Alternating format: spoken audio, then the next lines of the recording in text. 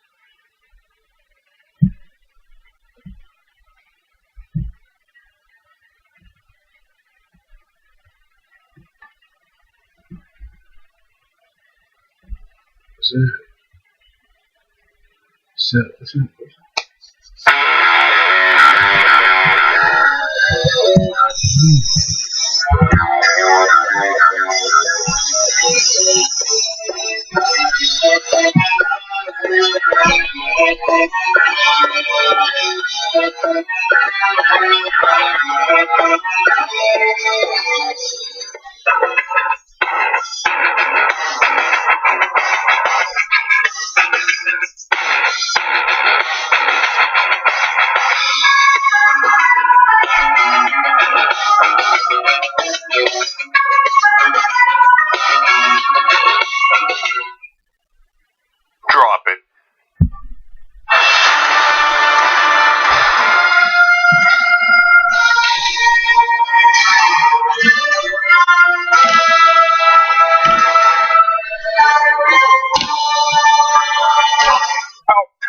Power panel on the Young Turks on Friday.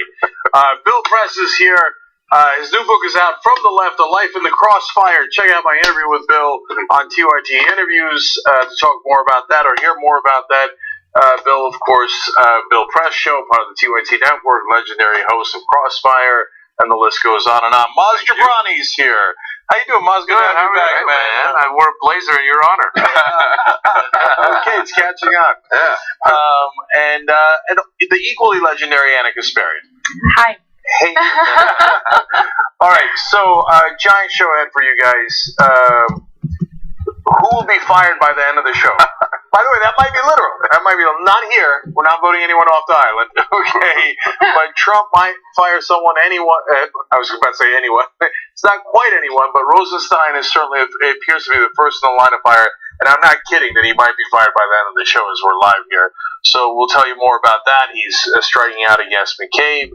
But a little mercy in his heart in the first story, huh? Not really about mercy.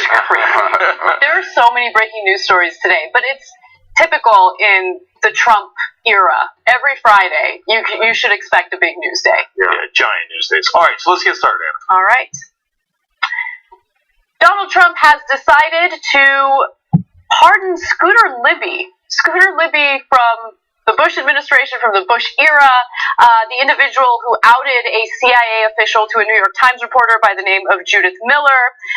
Now, Trump and the White House have released a statement in regard to the pardon of Libby, and it says that Trump issued an executive grant of clemency, a full pardon, to Scooter Lewis Libby, former chief of staff to Vice President Richard Cheney.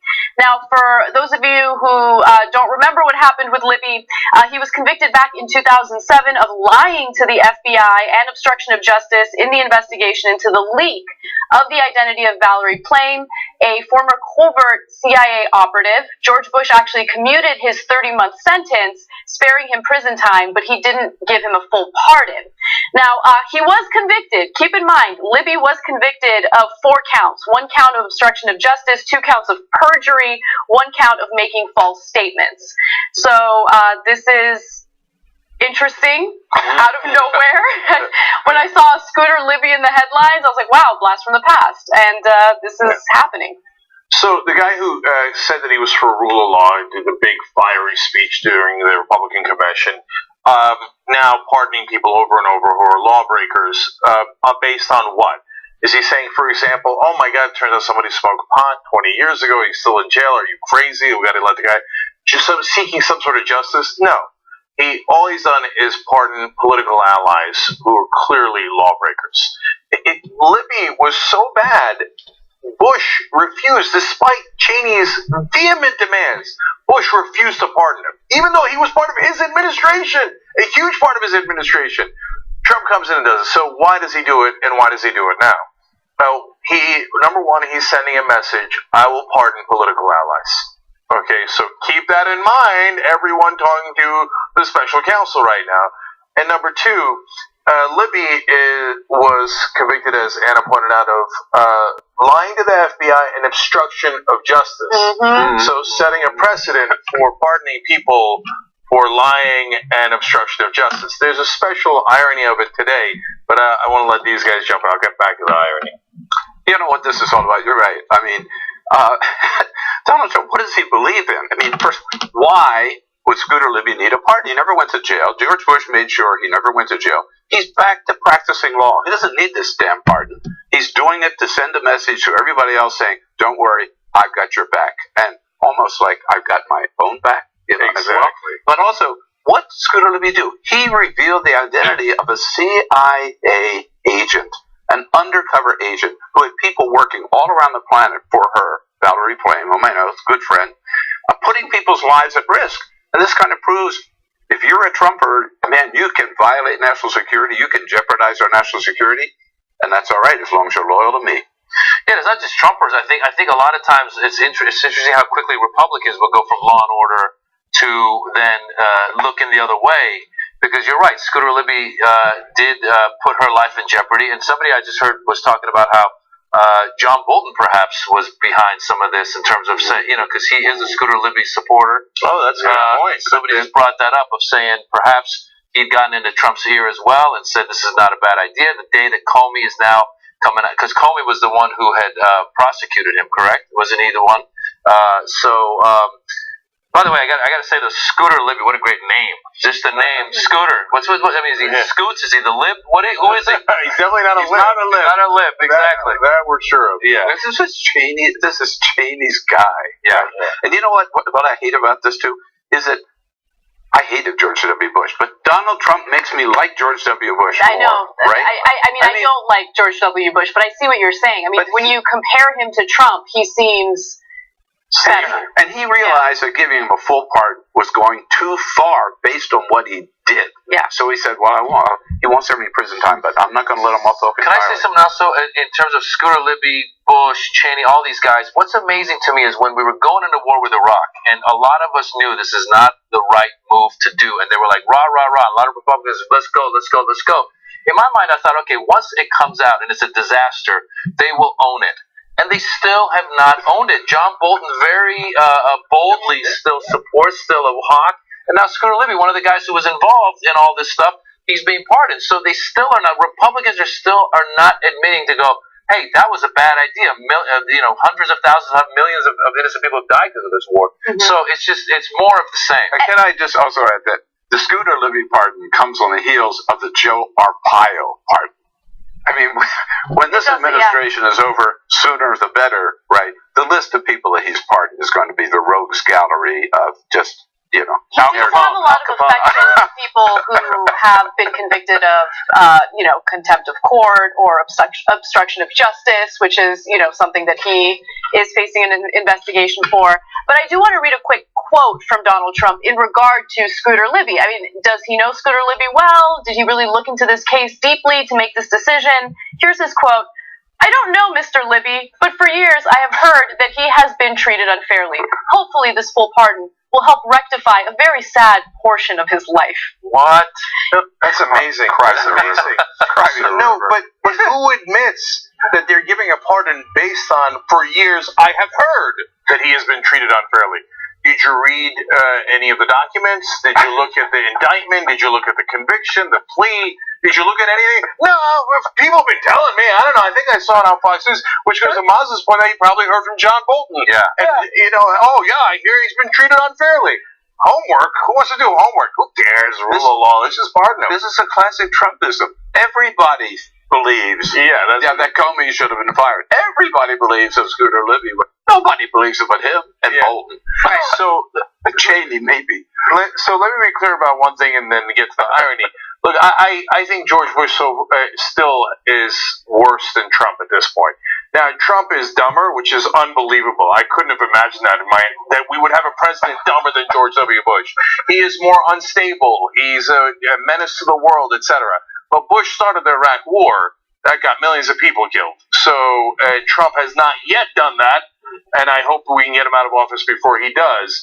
So that's my take on that. But in terms of the irony, this is the same day that an Inspector General report comes out about Andrew McCabe, who Donald Trump does not like because of his role in the FBI, and the Inspector General says that McCabe had a lack of candor in talking to the FBI. Trump goes ballistic, and he's like, I knew it, what a liar!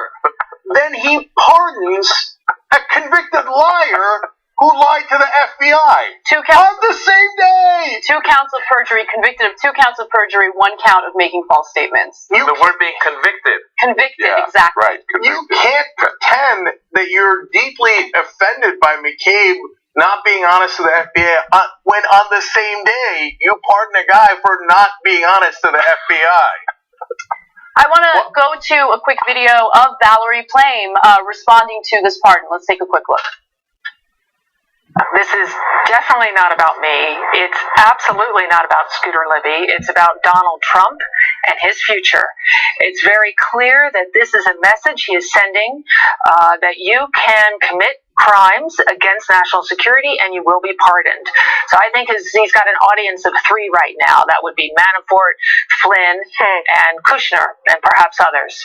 The message being sent is you can commit perjury and I will pardon you if it protects me and I deem that you are loyal to me. I think the message is very damaging to our democracy and the rule of law. And let's not forget, Valerie Plame was outed because her husband Joe Wilson had talked about the yellow cake, and said that the war that we shouldn't go into Iraq, and so it was a vindictive move to leak her name and put her life at risk.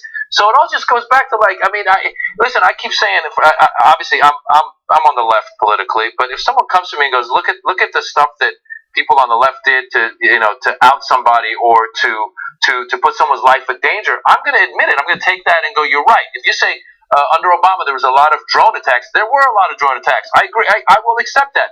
It's crazy to me how on the right a lot of people sit there and go, you know what, this was a good thing. This guy didn't do anything that bad. He put someone's life at risk that was an operative, and the only reason why was because of the vindictiveness that he had the balls or the gall to say that the war with Iraq was not right. Jake and I talk about that all the time, how on the left we have incredibly high standards for one another, and if someone does something wrong, we have no problem calling that individual out, whether it has to do with someone accused of sexual misconduct or doing something illegal while in government or in office. We are ready and willing to call them out, and we did call out Obama specifically for those drone strikes over and over again.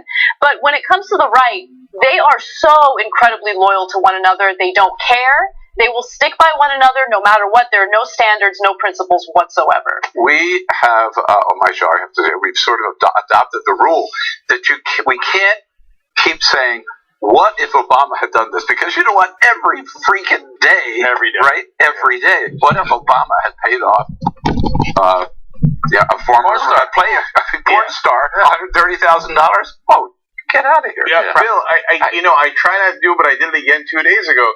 On the tweets. The tweets are so maniacal. The McCabe tweet today, where he's screaming at the top of his lungs like a petulant child. Any one of those tweets from Obama would have launched a dozen congressional investigations and probably 25th Amendment hearings. Has this man lost his mind? Let alone calling somebody a slime ball, the President of the United States. You know what it feels like? It feels like we've seen this where there's an abusive boyfriend or husband in a relationship with a girl, and you see it, and you're like, why don't you get out of this? I feel like the Republican that are the abused girlfriend, and this guy's the abusive boyfriend, and I see it, I'm like, well, you just said, don't you see this tweet? Don't you see how crazy this tweet is? A tweet about maybe we will attack Syria in the future, but maybe we won't. However the wording No, was. maybe it'll be soon. Maybe it'll be a long time from now. I'm paraphrasing. but Whatever it is, yeah. it's every day, like you said, 10 tweets a day. Republicans that are watching this, please just look at the facts and sit there for a second and go, okay, you know what? I still adhere to Republican principles, but this dude is not good for the world. He's bad. But that's the reason they don't. They know that. I mean, look at the anonymous congressman that talked to Eric Erickson the other day, saying that he's an evil effing Forrest Gump, and a dumb one at that. Forrest Gump was mentally damaged, and he's saying he's dumber than Forrest Gump. So, and that's a Republican congressman sitting right now, and it pretends to defend him on Fox News, according to that report. So they know. But the problem is their base, is either equally stupid or just doesn't care that he's maniacally stupid. Because they see those tweets. It's not like people aren't talking about the tweets.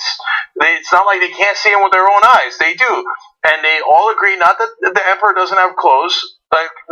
He doesn't have clothes, but they say, yeah, he does. They used to do that with George Bush. No, this guy's fine. Yeah, this guy's fine.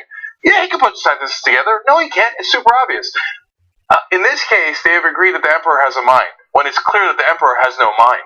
Like, he's lost his mind completely, and there's 33% of the country who will not move, who looks at a man who is clearly mentally unbalanced and goes, nailed it. Nailed it. So, and we have to respect those guys. They not only tolerate these tweets, they love them. They do. I'm glad that you brought that up. They do, because they think they sit on there to shake them up and take them all on. Republicans and Democrats, they're sick, I think, but they love them. The truest thing Donald Trump ever said was that old line about, I could go out in the middle of Fifth Avenue and shoot somebody and nobody would do anything. You know what? He is dead right on that. He was right on that. And also, you got to remember the bubble that, the Trump base lives in. And what I mean by that is the type of news content they consume. So the news content that they consume justifies the types of tweets that he puts out there, because he presents himself as some sort of victim, someone who's, the subject of a witch hunt, and then all you hear on Fox News and Breitbart and all of these other media organizations is that he's a victim here, right? So they do love the tweets. They think he's telling it like it is. He's calling people out. They think he's being a tough guy. They don't know the reality necessarily of what's really going on behind the scenes. And he was saying, drain the swamp. He was saying, fight the establishment. Well, you were saying a lot of his followers, he's putting the establishment where they need to be. But here's Scooter Libby, who was part of the establishment. He was part of the Bush administration that he's criticized. He says, I was against the Iraq War, even though he said on Howard Stern he was for the Iraq War. And then he was against the Iraq War. Now he's pardoning a guy who was involved with outing someone because of their opposition to the Iraq War. It just makes absolutely no sense. And by the way, outed that CIA agent to a former New York Times reporter who ended up getting fired not only because of her involvement in all of this, but for reporting inaccurate articles in order to push for more support for the Iraq War. So it's amazing. The hypocrisy is obviously there, but I don't even think Trump realizes it. As we all know, he's never met the guy. Yeah, that's right. All right, what's next? All right, actually, let's take a quick break. When we come back, Comey. That's awesome. Is he Trump's homie? We'll find out.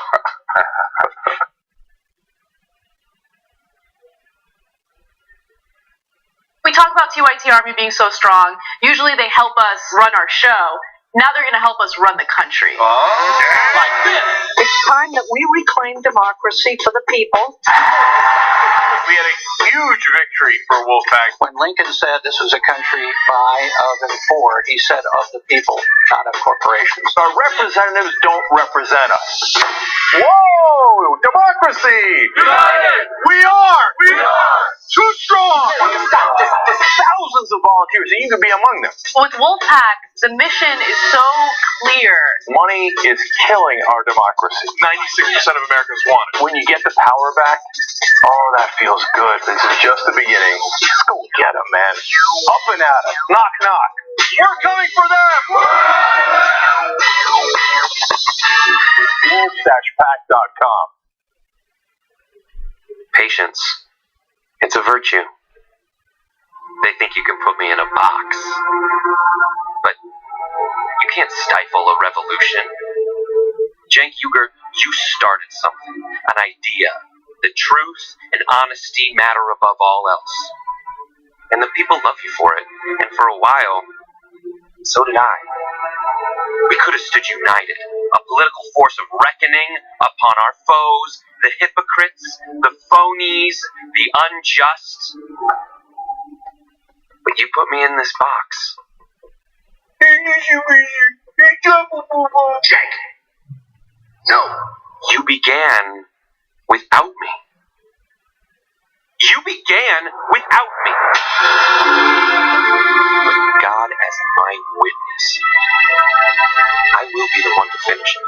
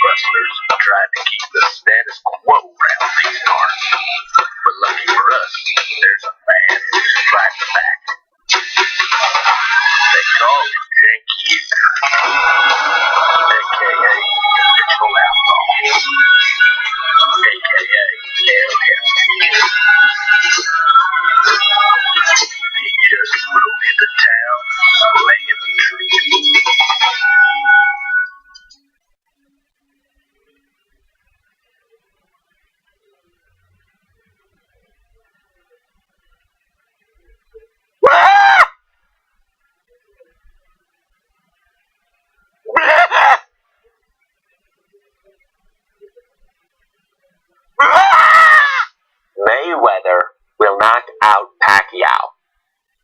Floyd beats his wife.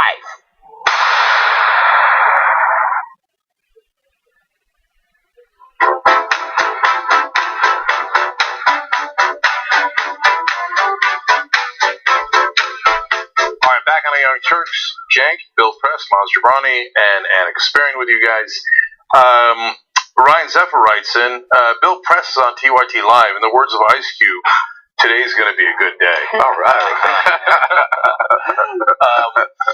False Tim Brown says, Maz always reminds me of the actor Eric Avari. Oh yes, I know Eric Avari. Good guy. Looks like we could probably play my I'll say older brother. Oh, okay. And then Ben Kingsley would be our father. Oh, that's not bad. I can see that. Okay. You know, a guy came up to me at the airport and said, "Are you Deepak?" Hilarious. What'd you say? No, I'm his brother. Way younger brother. Sepak. I like Sepak. Sepak or Tupac. At least you haven't been mistaken for Newt Gingrich. Worst day of my life. That was not a good day. Bill Curtis. You could be Bill Curtis. You ever got Bill Curtis? No, that's all right. All right, yeah, good. Yeah. And then finally, Steve Martin. That's not bad either. Every time Oliver Stone sees me, which is not that often, he's like, "John Belushi, you look just like John Belushi. You could be a doppelganger." Hilarious. I'm like, that's not really a compliment, but that's okay. Neither to me or him. But anyway, Carrie G last tweet says about the difference between the Obama and Trump criticism. Yeah, but remember when Obama wore a tan suit? Yeah. True.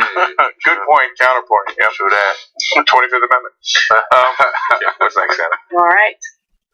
Former FBI Director James Comey is coming out with a memoir, and he has already done a couple interviews in order to promote it.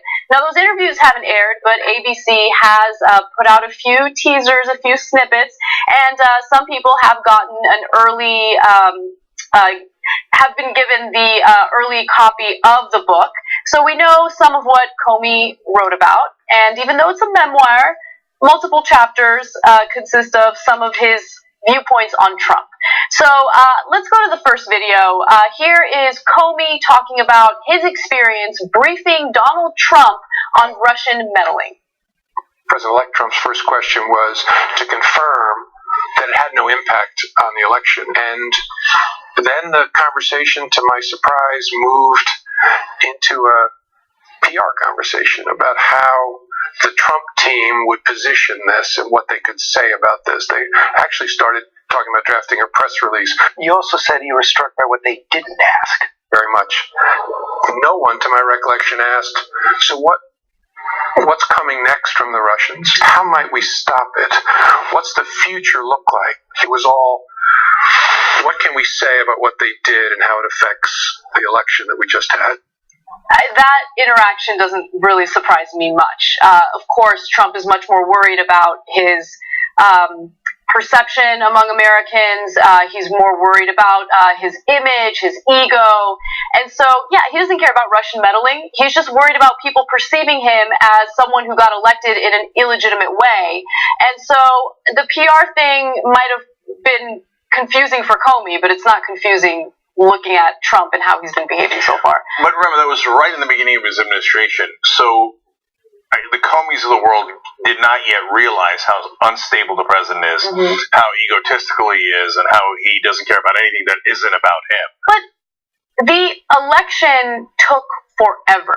It started in mid-2015. The nonsense coming from Trump started then. And it was very clear that he's this crazy, maniacal egomaniac. So, look, again, Comey might have just been naive about it, but I feel like Trump showed the world who he really is as soon as he started campaigning. But a lot of people in the establishment are naive. They think, no, the president will mature. Once he gets, you remember they used to talk about that? Yeah, once he gets into office, he'll understand the gravity of the situation. And what we kept saying on the show is, no, he's not constitutionally capable of maturing or making intelligent decisions and putting the office above his own interests. But that's the way that people think there. And so Comey, I'm sure, naively assumed this. I would be surprised if most of Washington didn't assume, no, but he's not going to brazenly tell the head of the FBI, I don't care about the Russian meddling. All I care about is you protecting me and swearing loyalty oath to me rather than the Constitution, because that was so outside of the norm of what presidents do that he couldn't help but be shocked by it. I'm also amused that he asked, the FBI director about writing a press release. Like, that's not what the FBI does. It's just incredible. But anyway. He thought that he was a press secretary. He's like, what part of it, what FBI stands for? What press is it? No, you know what's crazy is I think a lot of us for a minute felt, when he had that meeting with Obama, he said, we had a good meeting. It was supposed to be a half an hour. It was an hour and a half. I listened to him, this and that. There was a moment there where I myself, I was like, wait a minute. All that stuff was campaign talk.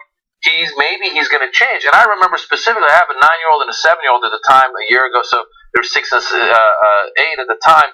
They were worried, they were upset, and I tried to instill in them the idea that in America, we have an election.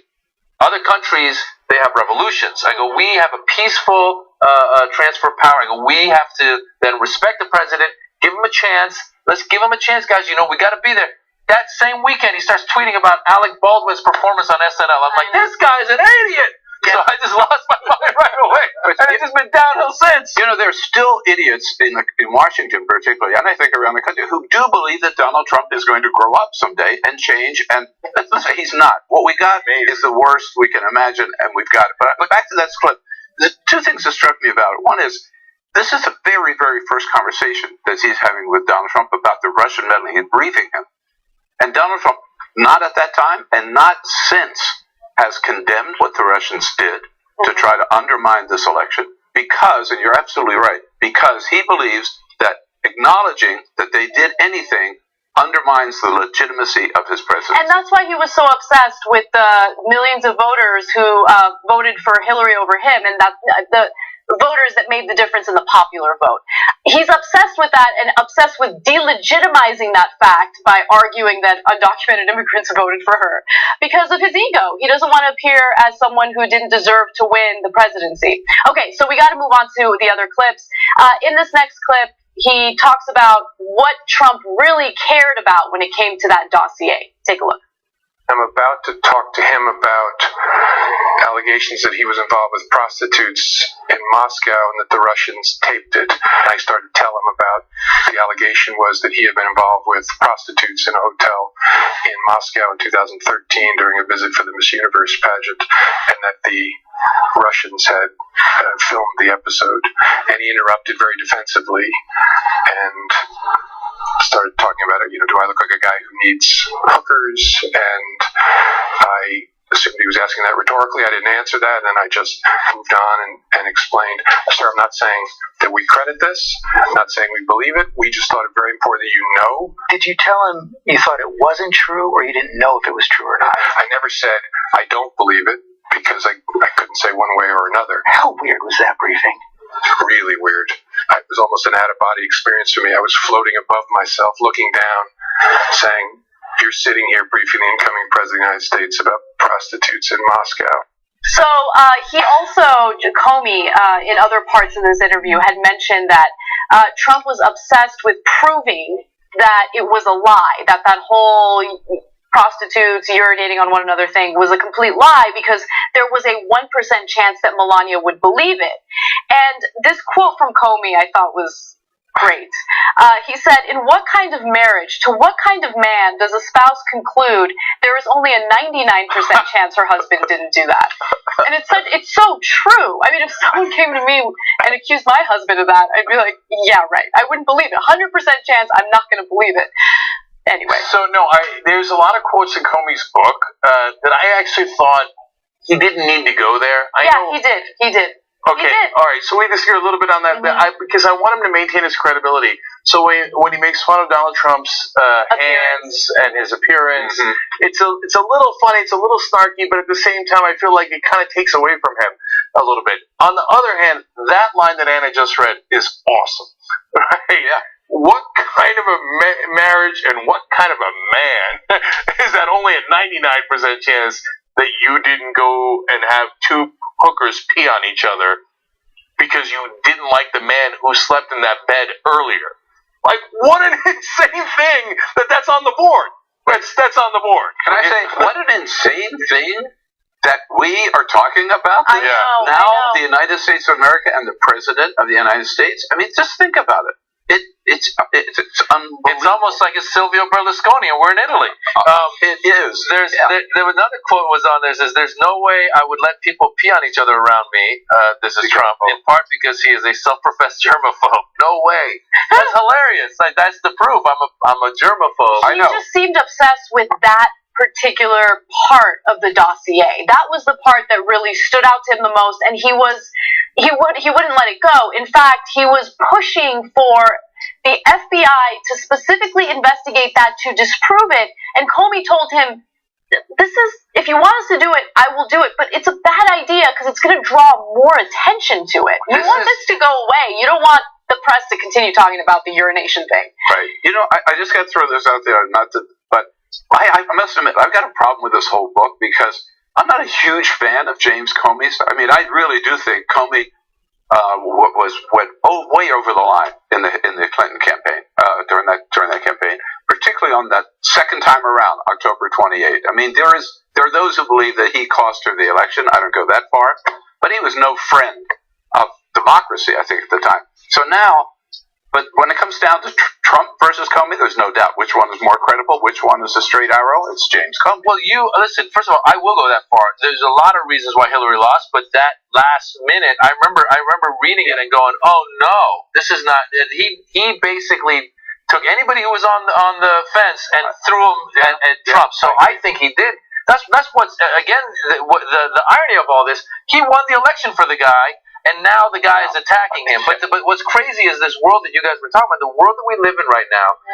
Look, I don't know if I believe in the urinating and all that stuff, but the fact that there is a possibility that this guy, because if this had been said about Obama, you would be, or let's take a Republican guy, even George W. Bush. If this had come out about George W. Bush, that he was with prostitutes or peeing on each other, we'd all laugh it up. This is crazy. Yeah. We live in a world right now where we have to actually think that this is a possibility. We live in a world where In Hawaii, when they get alarms that there's bombs coming from North Korea, people really think the war is happening because this guy's taken us that far.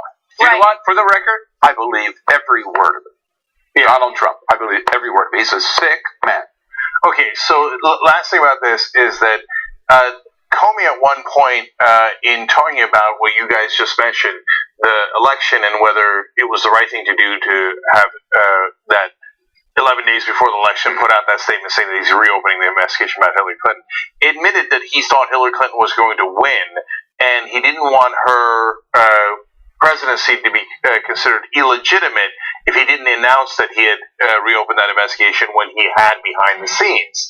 Yeah. But you know what? That actually, so fair is fair, guys. So that to me, and when they asked him, okay, would you have publicly announced that if you thought Donald Trump was leading in the polls? And he said, I don't know. Mm-hmm. And what's fair is that does call into question Comey's credibility. Mm-hmm. And so I guess he's being honest about that.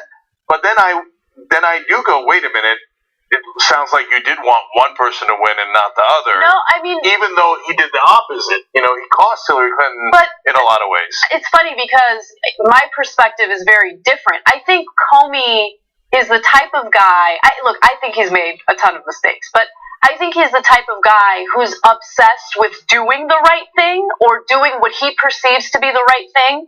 And in being so obsessed, he kind of fumbles and makes bad decisions. And so reopening the investigation that close to the election, I don't know whether or not I think it's a good or bad idea. I mean, I think that she needed to be investigated. I wish that it would have been earlier. I wish he would have done the thorough investigation when he did the initial investigation. So there's no question about that. But I also think that he is not someone who is looking to his own political bias in order to influence the outcome of anything. I think he tried to do the right thing and then ended up making what he now perceives as a mistake. Mm-hmm. Okay, so there's another component to all of this, and it is the awesome response from Donald Trump. Following James Comey's release or soon-released book, A Higher Loyalty, Truth, Lies, and Leadership, it is his memoir, Donald Trump has reacted to some of the teases that have come out already from media interviews that Comey has already done. Now, I love this part of the story because, again, it highlights just the type of person Trump is and how he loses his mind anytime anyone says anything negative about him. Let's go to graphic 21. He says, James Comey is a proven liar and leaker and liar. Virtually everyone in Washington thought he should be fired for the terrible job he did until he was, in fact, fired. Really, everyone in Washington. He leaked classified information for which he should be prosecuted. He lied to Congress under oath. He is a weak and untruthful slimeball who was, as time has proven, a terrible director of the FBI. His handling of the crooked Hillary Clinton case and the events surrounding it will go down as one of the worst botched jobs of history.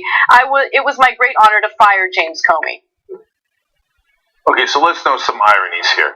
So today he pardoned Scooter Libby, who was convicted because of leaking.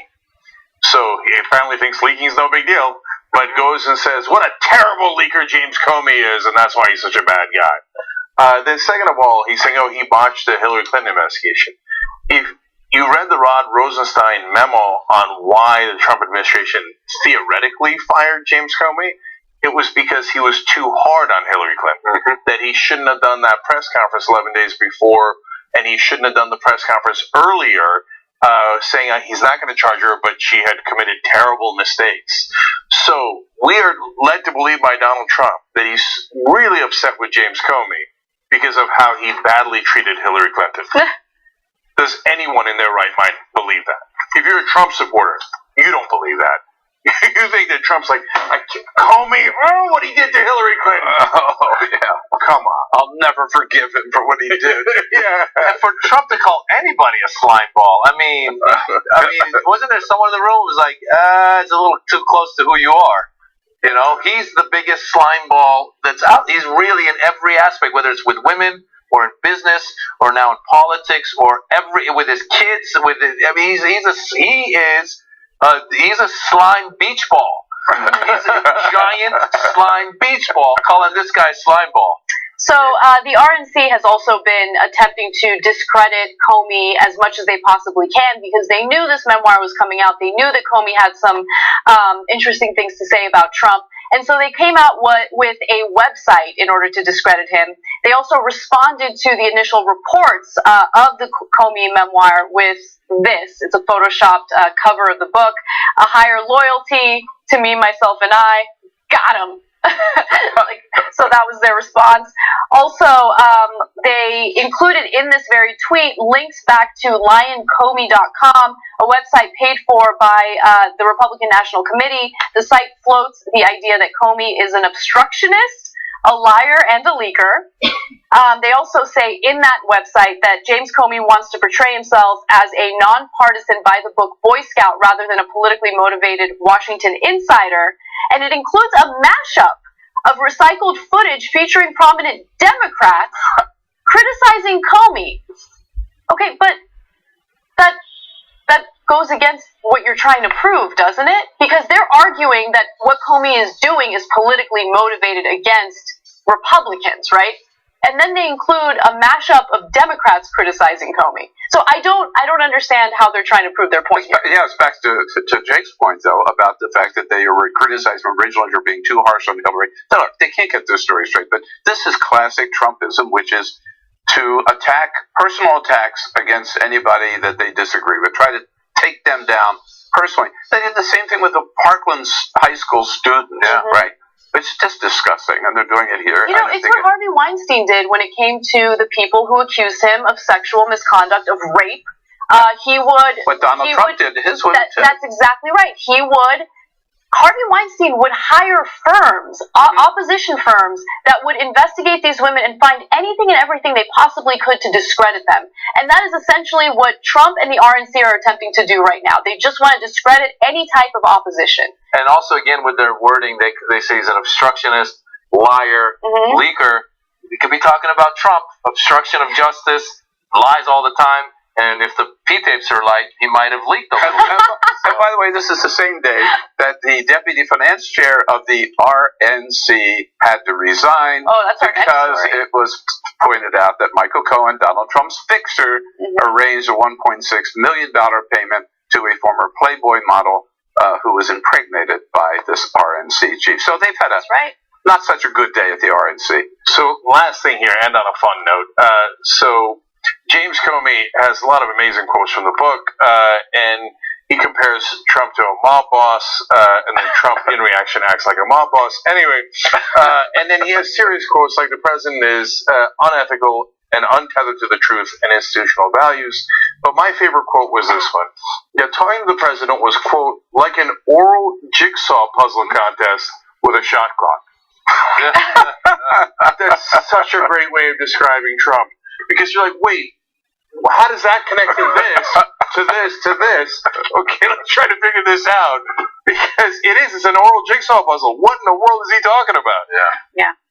We got to take a break. When we come back, the story that we've already teased, RNC official has to resign after this whole Michael Cohen thing has uncovered quite a bit in terms of payments to Playboy models and things like that. And that story has an abortion in it. And so let's see what the Republican reaction is, because I hear they hate that, and that they are really pro-life. I'm curious if some right-wing pundits think it's a good idea to hang people over this abortion. Yeah, so that's what they claimed. Let's find out when we return.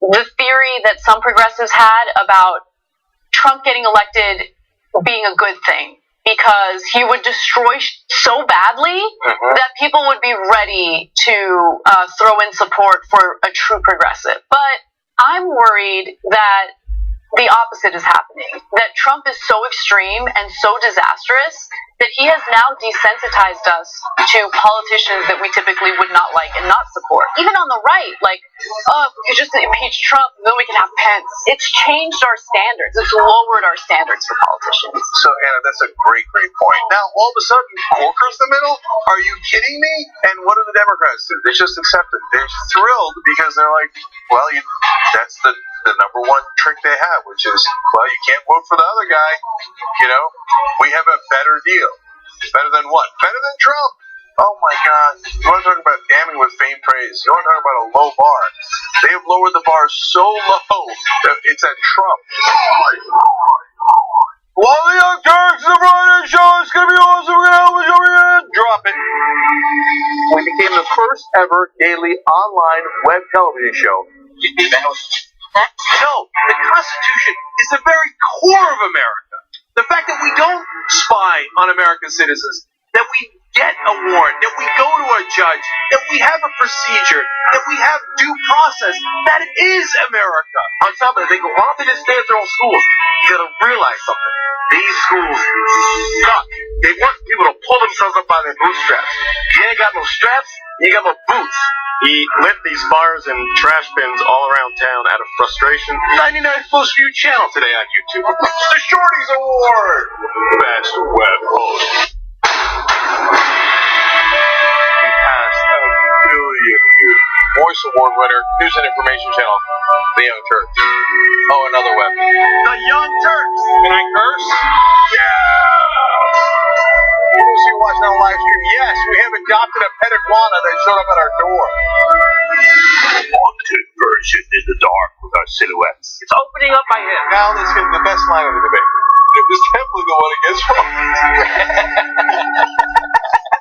I never want to see another man's foot ever. They're barefoot. I'm playing I'm going to build a wall inside of you. I'm going to put an anchor in you. I'm going to space. I told you we were coming. We can talk about it when it becomes a problem. Our lack of gun control is a problem. The question is, how do we make sure that we blame the person who is dead? What kind of democracy is that? We should never forget that the most powerful people in the world exploited the greatest tragedy in American history to go to war in a country that had a lot of oil. Rolling thunder. That's what this show is.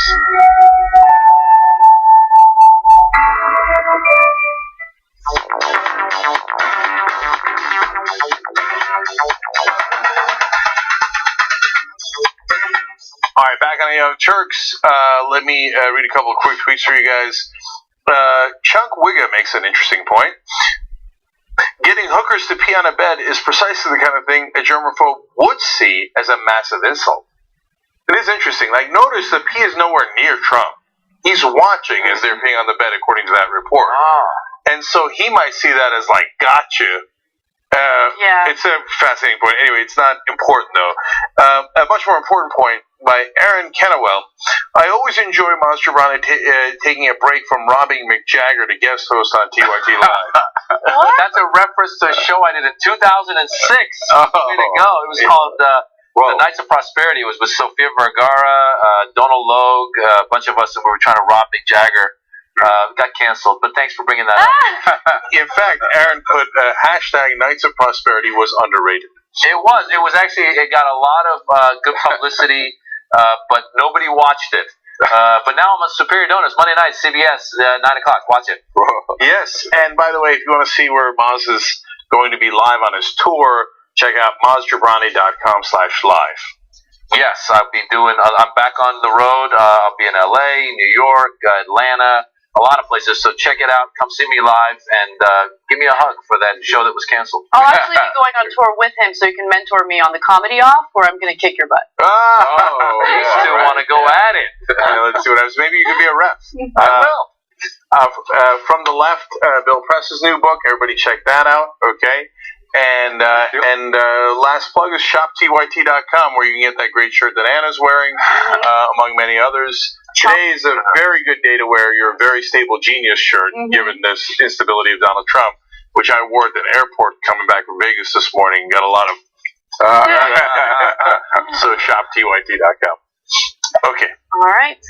An RNC official has resigned from his position following an explosive report that reveals the fact that he paid a Playboy model $1.6 million in hush money to prevent any information about the affair he had with her and the fact that she got pregnant from that affair and then had an abortion. Now, Elliot Brody is his name. He's the former deputy finance chair of the RNC, and he's a longtime Trump supporter. He's an interesting-looking guy. Now, under the terms of this deal, the Republican donor, Elliot Brody, would pay the woman in installations over the course of 2 years, and in return, she would agree to stay silent about their relationship. Now, here is the fascinating part about all of this, the most important part about all of this, because who cares about their affair?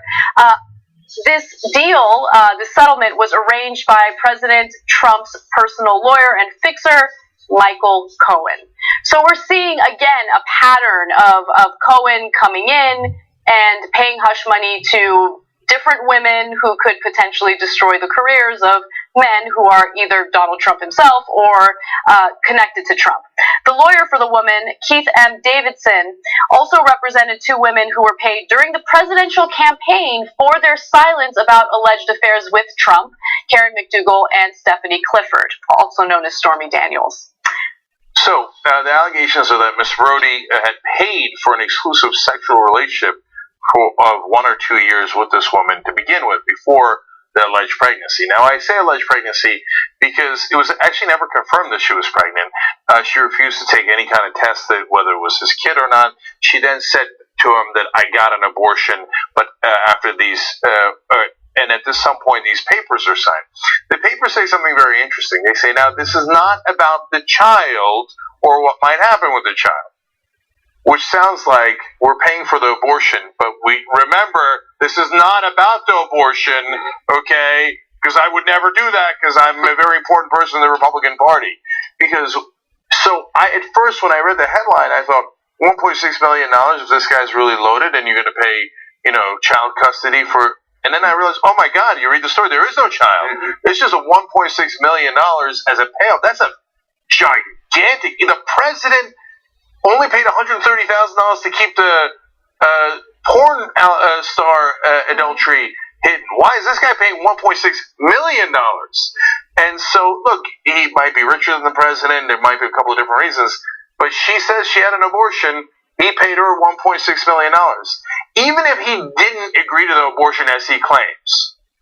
First of all, he doesn't seem to be shedding any tears. Second of all, I thought you guys told me, the pro-life guys told me that it was murder. So why would he pay $1.6 million to a person who murdered their child?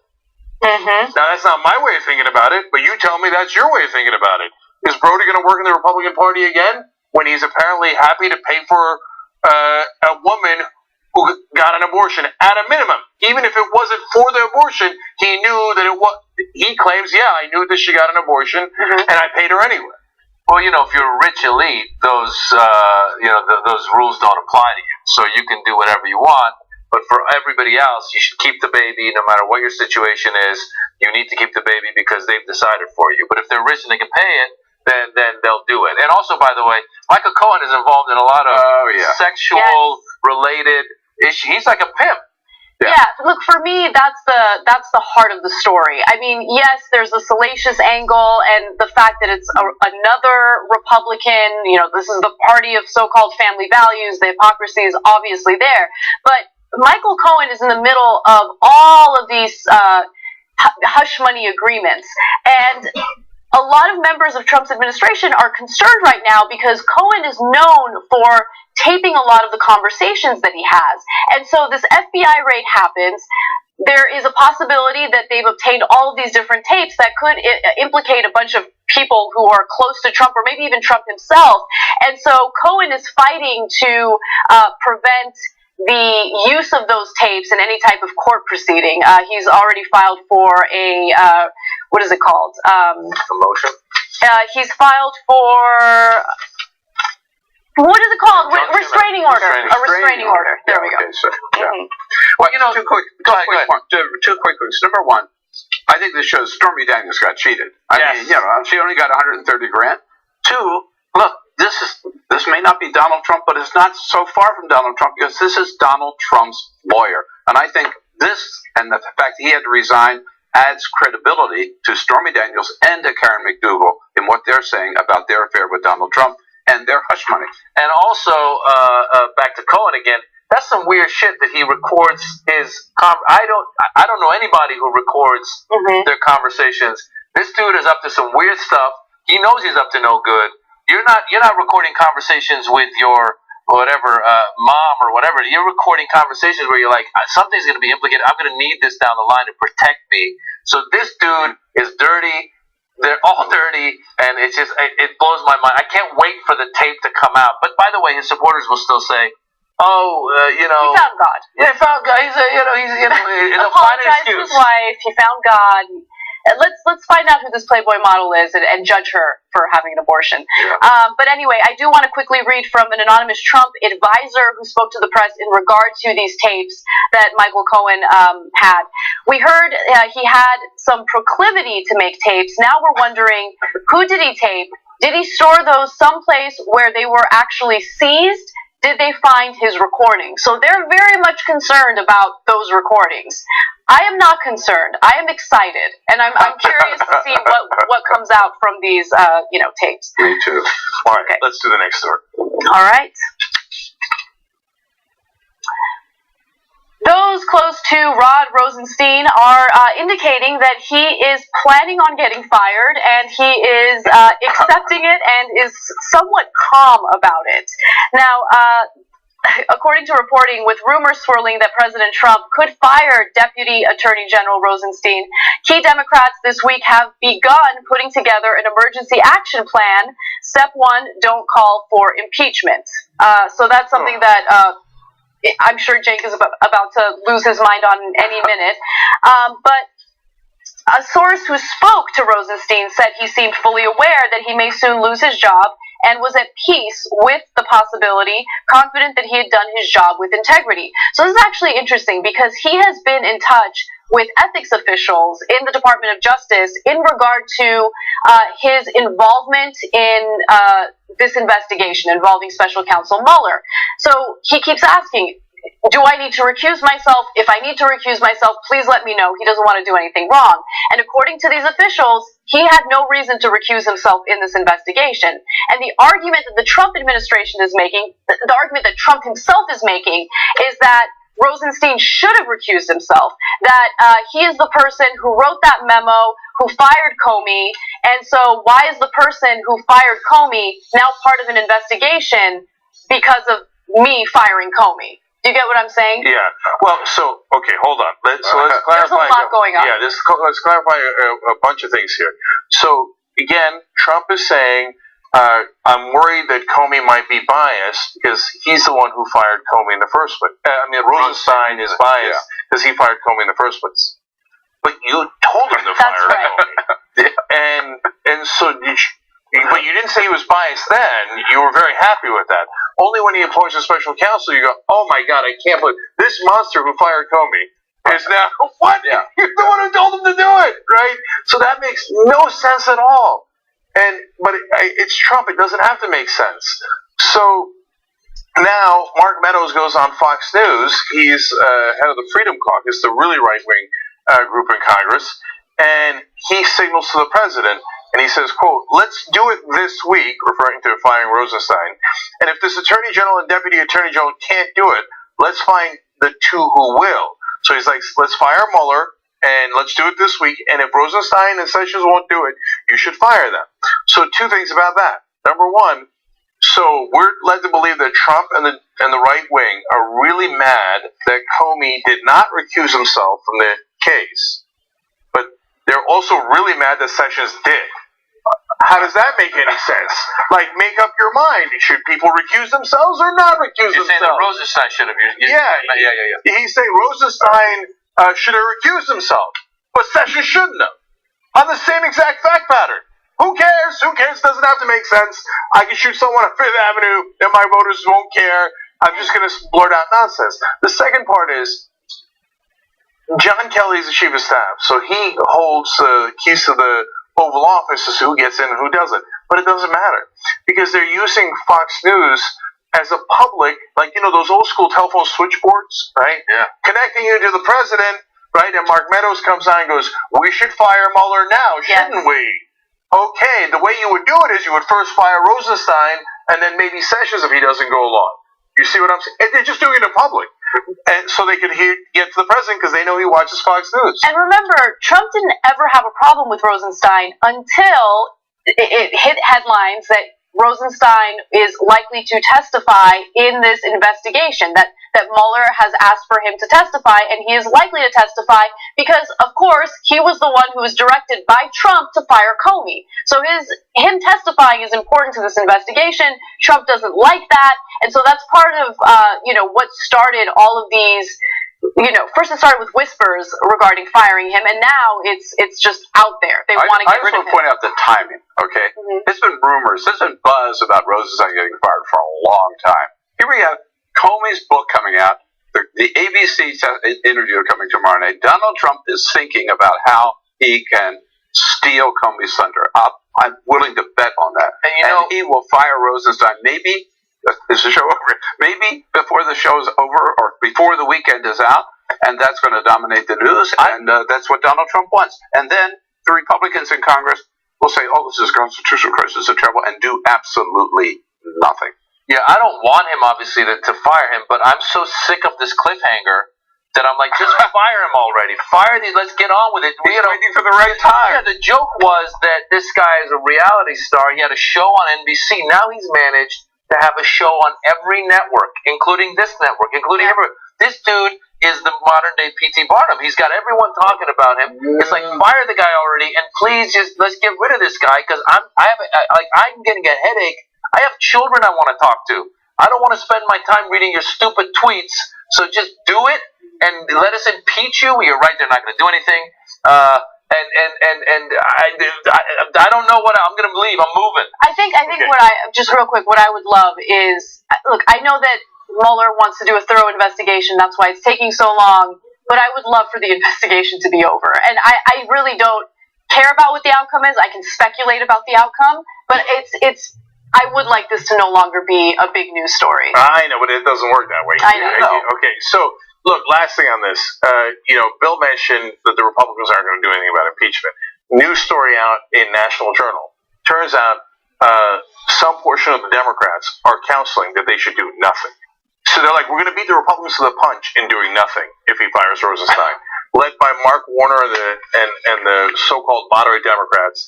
They say, step one, don't call for impeachment. And that there should be a cooling off period where we don't say anything about it for 1 or 2 days. So in the middle of him creating a constitutional crisis, and when the iron is hot, as usual, the incredibly stupid Democrats are like, oh, let's not do something about it when everyone cares. When everyone cares. No, let's do a cooling off period and make sure we don't do. Why? So let me read you from Graphic 36 here from National Journal. Leaders came to the conclusion that talking about impeachment would be unproductive because it would turn away Republicans. Wow. Wow. But isn't the whole, I mean, look, I don't know if it's the whole point, but Democrats have been pushing for an investigation into Russian meddling since the beginning because they want to make an excuse for why Hillary lost. I mean, and so now they're not going to do anything about it? I don't understand. So if there is proof of Russian meddling, if this investigation indicates that there was collusion or obstruction of justice, they're not going to do anything about it? No, it just proves that Democrats can screw up a 2-car funeral. I mean, you know what?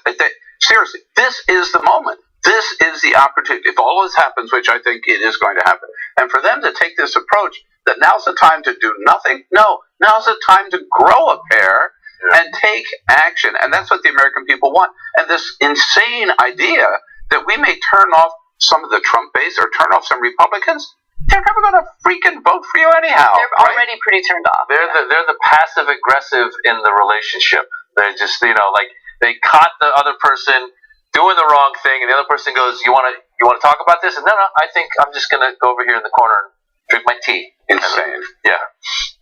All right, let's finally move on to Andrew McCabe. All right.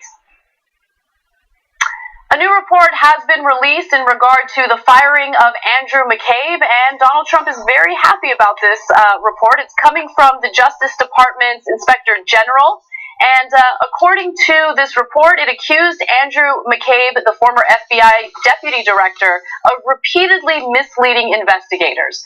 Now, remember, when McCabe was fired by Jeff Sessions stated that there was a lack of candor when it came to McCabe, and that was the reason for firing him. When investigators asked whether he had instructed aides to provide information in October of 2016 to a reporter with the Wall Street Journal, Mr. McCabe said he did not authorize the disclosure and did not know who did. But McCabe did approve the FBI's contact with the reporter. That's according to this report. Also, McCabe's disclosure of the existence of the ongoing investigation in the manner described in the report violated media policy of the FBI and Justice Department and constituted misconduct. Again, this is according to the report that was released by the Inspector General. Donald Trump responded to this in a typical Donald Trump fashion. Let's go to his tweet. DOJ just issued the McCabe report, which is a total disaster. He lied. McCabe was totally controlled by Comey. McCabe is Comey. No collusion, all made up by this den of thieves and lowlifes. All right. Again, just a moment in time. Imagine if Obama had just sent that one tweet. Just that one tweet. Dozens of congressional investigations. He's lost his mind. We're thinking of using the 25th Amendment. Everything under the sun. That tweet, I know we've not gotten used to Donald Trump being insane, but we shouldn't be. The emperor has no mind. That tweet is totally insane. Okay, and now the fun part. Totally wrong. Why? That's his opinion. What do you mean wrong? The Inspector General report, which Trump, of course, did not read, actually blames McCabe. It does. That part is true. Okay, it blames McCabe for lying to Comey and undermining him. Mm-hmm. They were against one another. The whole point of the report is, I can't believe McCabe lied to Comey. Trump tweets out, you see McCabe and Comey working together the whole time. That's the exact opposite of what the report says. The whole problem with McCabe was that he dared to lie to Comey. And Trump's like, you see that? Comey and McCabe, no difference. They're the same guy. Just read it for a second. I know you're not going to read it because you can't read, apparently. Have a staffer come in and say, hey, Mr. President, before you send your next insane tweet, let me roughly tell you what's in the stupid report before you go out and act like a madman and embarrass and humiliate yourself and the country as usual. It's very disgraceful. The fact that he doesn't read, it's actually kind of funny. I've been using Trump's not reading as a way to encourage my 7-year-old to read. My 7-year-old daughter doesn't like Trump. That's depressing. And when she doesn't read, I go, do you want to be like Donald Trump? And then she goes, okay, I'll read. So it's working. So thank you, Mr. Trump. Oh, that's pretty sad, isn't it? It is sad. But you got to understand, too, the whole push here against McCabe is an attempt for them to undermine Robert Mueller and the whole investigation. Right. And whatever happens to this report, I think we can take some comfort in that's not going to happen. I mean, Mueller is a serious guy. He's on the right track, unless they fire Mueller, and then all hell breaks loose. But it does have relevance, and I want to make one more point about it that almost no one else is making because it provides context. So first of all, the part that people do acknowledge that it's relevant because McCabe might actually be part of the trial at one point because he corroborated Comey's notes that Comey took at the time. Now, Comey and McCabe don't like each other, but McCabe's testimony is going to be, according to what he said already in public, yeah, Comey was right about that. Mm-hmm. He did talk to Trump, and apparently Trump did, at least Comey's notes indicated Trump said that on that day. Now a report comes out saying, well, McCabe has had trouble with candor in the past, but that was in regards to how he was trying to undermine Comey. So if you're a jury, if it comes to that, you might say, well, in some ways that maybe makes McCabe more credible because he doesn't like Comey, and he's still saying Comey was right about this.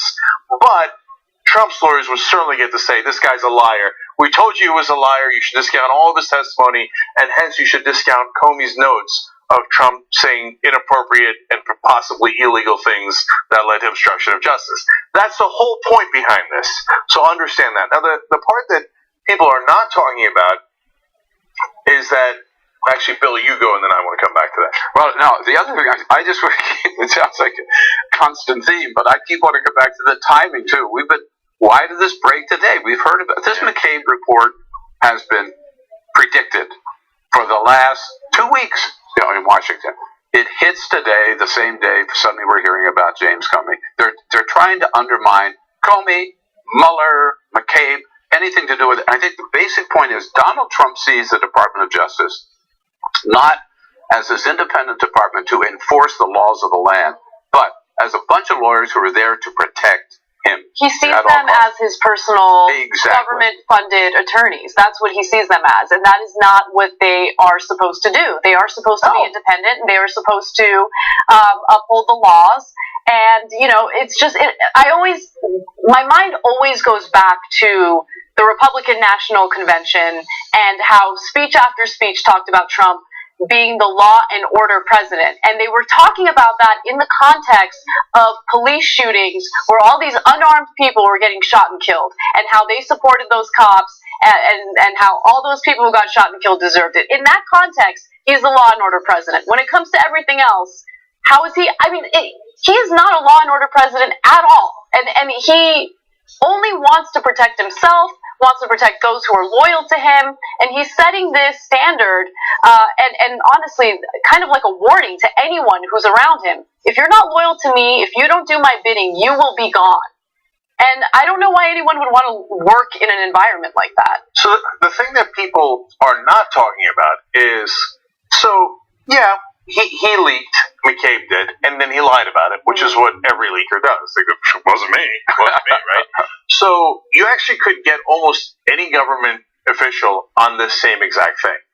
So it's called selective prosecution. So Trump pressured the Inspector General to go do a report on McCabe, and then they got him for lying about this, and I'm sure he did lie. I believe the Inspector General lied about that McCabe lied about this. But you could do it to every single Trump staffer if you wanted to. How about Trump? Trump, he leaks and lies. And there was that great report at one point where they said that they found the primary culprit in the leaks, and they were trying to figure out, was it Reince Priebus, was it Steve Bannon, etc. They realized, no, he's in the building. It's Trump. Because at night, he would go to his private residence and call his buddies and be like, can you believe this happened and then that happened? And his friends would leak it to the press. Mm-hmm. So if you had an Inspector General report about Trump, they would say, he lacks candor and is leaking and then lying about leaking. Right? So it's easy to smear McCabe and say, I can't believe he did a leak and I can't believe he lied about it. But remember, it's selective prosecution. They could do it to almost anyone in Washington, and they do it in this case to target McCabe because of the investigation, not because they're genuinely concerned. He leaked in a tweet a while ago. He leaks in his own tweets sometimes. That's right. I forget what it was, but he admitted to something. That was the one where then he said the lawyer had done. Remember they blamed his lawyer for sending the tweet? The one time they said that's tweet? Right, yeah. That's right. I forget what the thing was specifically, but he leaked some information. It was something classified, I think. Yeah, or it was something he was admitting to something, and then someone was like, dude, you just admitted to doing whatever it was, I don't know, collusion or whatever. Yeah. And he was like, oh, that was my lawyer did that. So there's one other thing that I want to mention, and it's kind of tied to all of this: the Russia investigation, Comey's memoir, all this negative press that Trump is getting at this very moment. Seems like everything's kind of coming together in the worst possible way for Trump, best possible way for people who don't like Trump.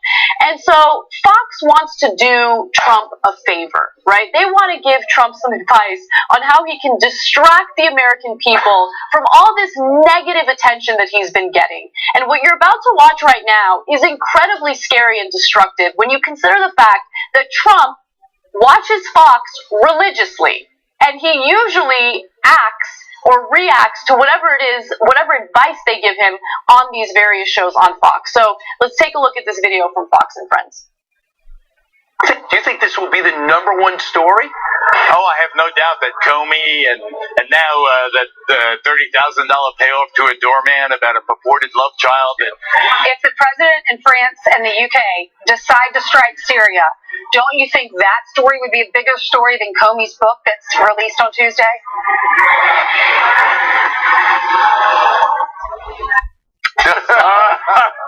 Geraldo didn't actually address her question. He kind of pivoted towards something a little different. But what I thought was interesting was that she made that suggestion. I mean, that is incredibly scary because Trump does listen to Fox, does watch it, and oftentimes does take whatever advice its hosts have. I mean, the idea of engaging or escalating war in Syria just so you can distract people from what's going on is terrifying. And I think it's feasible. I think it's something Trump would consider doing. I think even Geraldo, if you look in that clip, he was in his eyes before he answered. I think he computed that Donald Trump is watching this. If I agree with her right now, then I'm kind of throwing myself under the bus. So you're absolutely right. That signal's being sent. Here's what's scary. The Constitutional Convention at one time, they debated perhaps having a triumvirate as president. I think we've got it now. And it's Steve Doocy and Ainsley Earhart and Brian Kilmeade. God save the Republic. Yes. So I totally agree with Maz. Geraldo clearly was like, oh my God, why did she say that? We're not supposed to say that out loud, right? So that's why he did the pivot. Watch this weekend. Right. And so, as I was saying earlier in the show, these allies of the president, the right-wing allies, are using Fox News as a switchboard to get to him. Mm-hmm. So here is Fox News saying, now, wouldn't it be a good idea if the president were to fire Rosenstein on Tuesday, or in this case, bomb Syria on Tuesday, right? So the firing the Rosenstein and the Mueller was Mark Meadows on an earlier clip. In this case, it's Ainsley Earhart saying, why don't you start a war, Mr. President? No, I'm terrified. I'm so scared that he is going to make the decision to, to escalate war in Syria, that, we're going to send more troops there. I do not want to engage in war in Syria. And I just, if Fox News continues this talking point, I have no doubt that he's going to listen. That's what he does. It's been a week. This is not Donald Trump's normal pace, right? To wait a week, to take his time, right? Mm-hmm. No, he waited. He's waiting until that's the right timing to announce this attack on Syria. And I think either she heard it from him or he's going to hear it from her. Yeah, so Sunday, Comey's big interview is with ABC comes out. Tuesday is when the book comes out. So sometime right around that, the two things to look out for is Rosenstein getting fired, both because he wants to screw up the investigation and obstruct justice again, but also wants to use it as timing to detract from the Comey issue. And now, even worse, starting a war. And they're brazenly basically asking him to do it on national television. Starting a war, getting people killed, let alone all the other incredibly damaging things that happen in a war. Playing with people's lives to distract people from the political mess that Donald Trump is in. And the fact that Fox says that with no conscience at all. Like, hey, wouldn't it be a good idea to start a war? Like, people then wouldn't pay any attention to the Comey stuff, wouldn't it? Just when you thought Fox News and this whole right-wing mess couldn't get any lower, they somehow find a way to get lower and go beyond the bottom of the barrel. There's a sociopathic mentality and a lack of sympathy and empathy for victims in the world. So to even suggest that idea of, hey, what about, because it's not a debate that they're having going, oh, there's these serious issues. Syria's a serious issue. What if a war were to happen in Syria? What do we how do we cover this? How it's not a constructive debate. It really was like all she had. The only thing missing from that clip was her going, winking and go, you know what I'm Yeah. saying? Or how about saying, wag the dog? Wag the dog. Great movie. All right, we got to run. Everybody check out milesgiovanni.com/live. And the book is From the Left, A Life in the Crossfire from Bill Press. We got a whole new power panel coming up for you guys. But Bill and Moss, thank you so much for joining us. So great to be here. A lot of fun. Thanks, guys. And everybody check out the Bill Press show as well. All right, we'll be right back.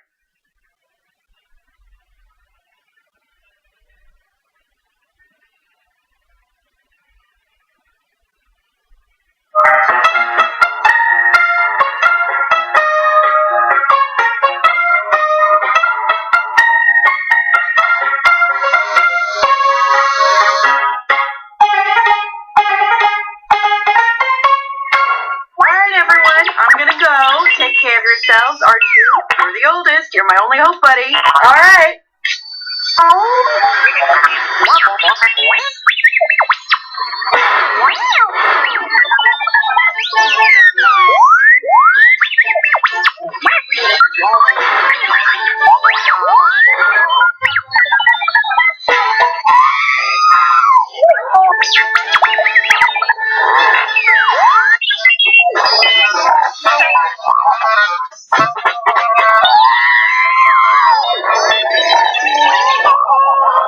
Hey, I'm back.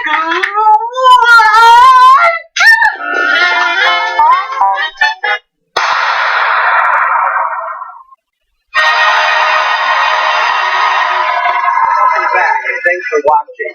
Special thanks to our guest, Hillary Clinton. Hey, Hillary, thanks for being our guest, and really, thanks for allowing me to be within 4 feet of you without charging me $3,000. But I want to give you a proper thank you, Hillary, and so can we get some thank you note writing music, please?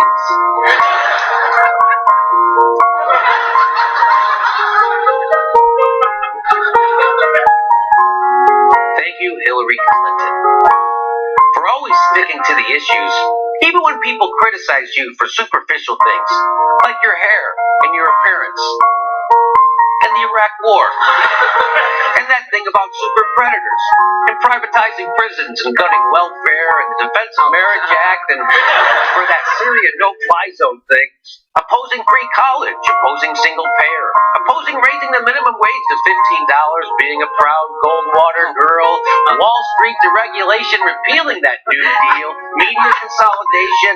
Thank you, Hillary Clinton, for normalizing the Bush family, for sparing Bernie Sanders and blaming Russia, blaming women, blaming sexism, blaming the media, blaming Bernie Sanders, blaming Obama, blaming James Comey, the DNC, Facebook, blaming a third-party candidate, blaming Sanders for not being a third-party candidate, blaming the difference between cats and dogs, blaming people for not blaming all the people you're blaming. Blaming blame. You showed girls everywhere that politics isn't a popularity contest, mainly by being really, really unpopular. I mean, if politics were a popularity contest, we would have nominated someone who consistently pulled ahead of Donald Trump, like Bernie Sanders. Thank you, Hillary Clinton, for being the most experienced candidate ever at not standing up for anything. And thank you, Hillary Clinton, for standing up to the critics who said a woman couldn't run for president as a Democrat when she was really a Republican. Thank you, Hillary.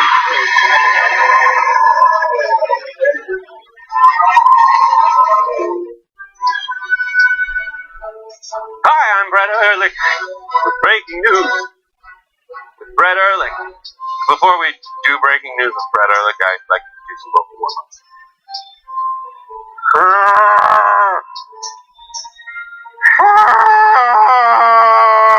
Ribbit! I pooped a sandwich. I pooped a sandwich. I'm ready.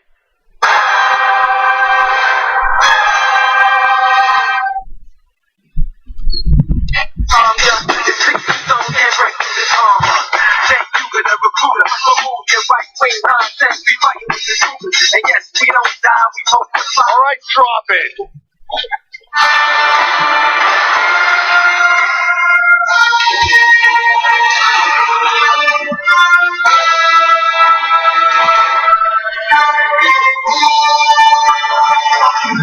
All right, Brett Ehrlich Ehrlich, Simone Boy's Choice. Simone works at Mike.com doing articles over there. Everybody check that out. Brett kind of works here. All right. For the moment being. It's work when you do what you love. And a bunch of other garbage. All right. We got to go. Anna, what's next? No, I am not leading this hour. Brett. I have a pen which indicates I will be presenting the story. Okay. All right, here we go. We're going to talk about teachers right now. There have been a lot of things that are going on around the country having to do with teachers, and three states in particular. We're going to talk about Oklahoma, Kentucky, and Arizona. Let's talk about Oklahoma. Teachers there have just ended a 9-day walkout where they got a lot of what they asked for.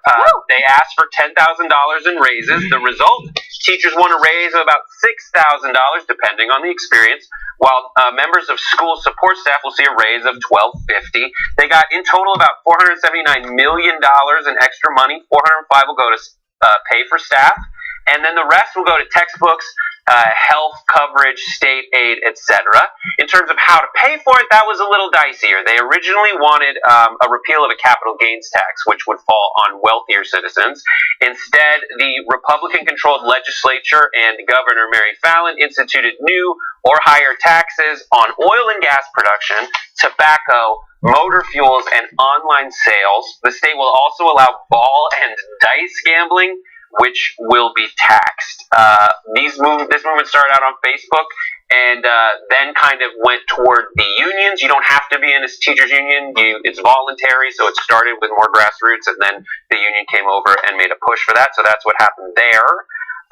Kentucky, they had a day of action, and that day of action, they haven't really gotten anything yet, according to reports that we've read. What were they asking for?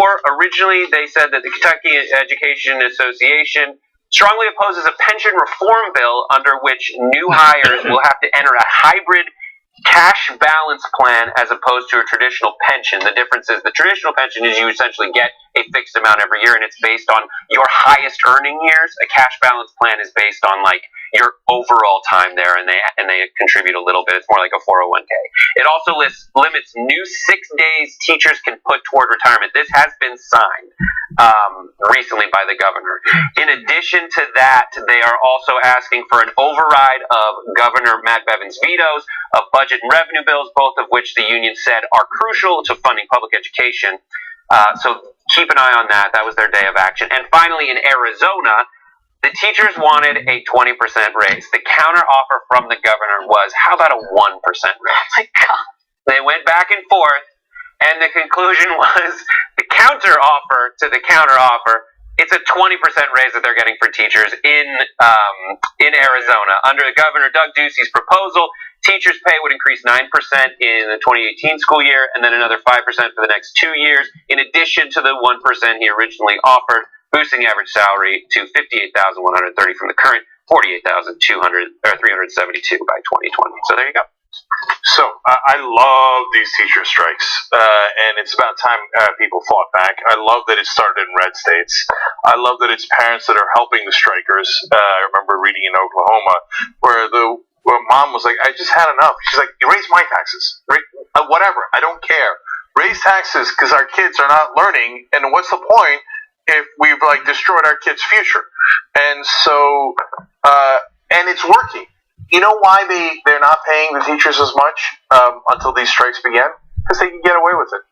There's nonstop lobbyists push for tax cuts for the rich. In Oklahoma, they did about $1 billion tax cut. So the teachers said, why don't we reverse that and spend it towards education and educating everybody's kids?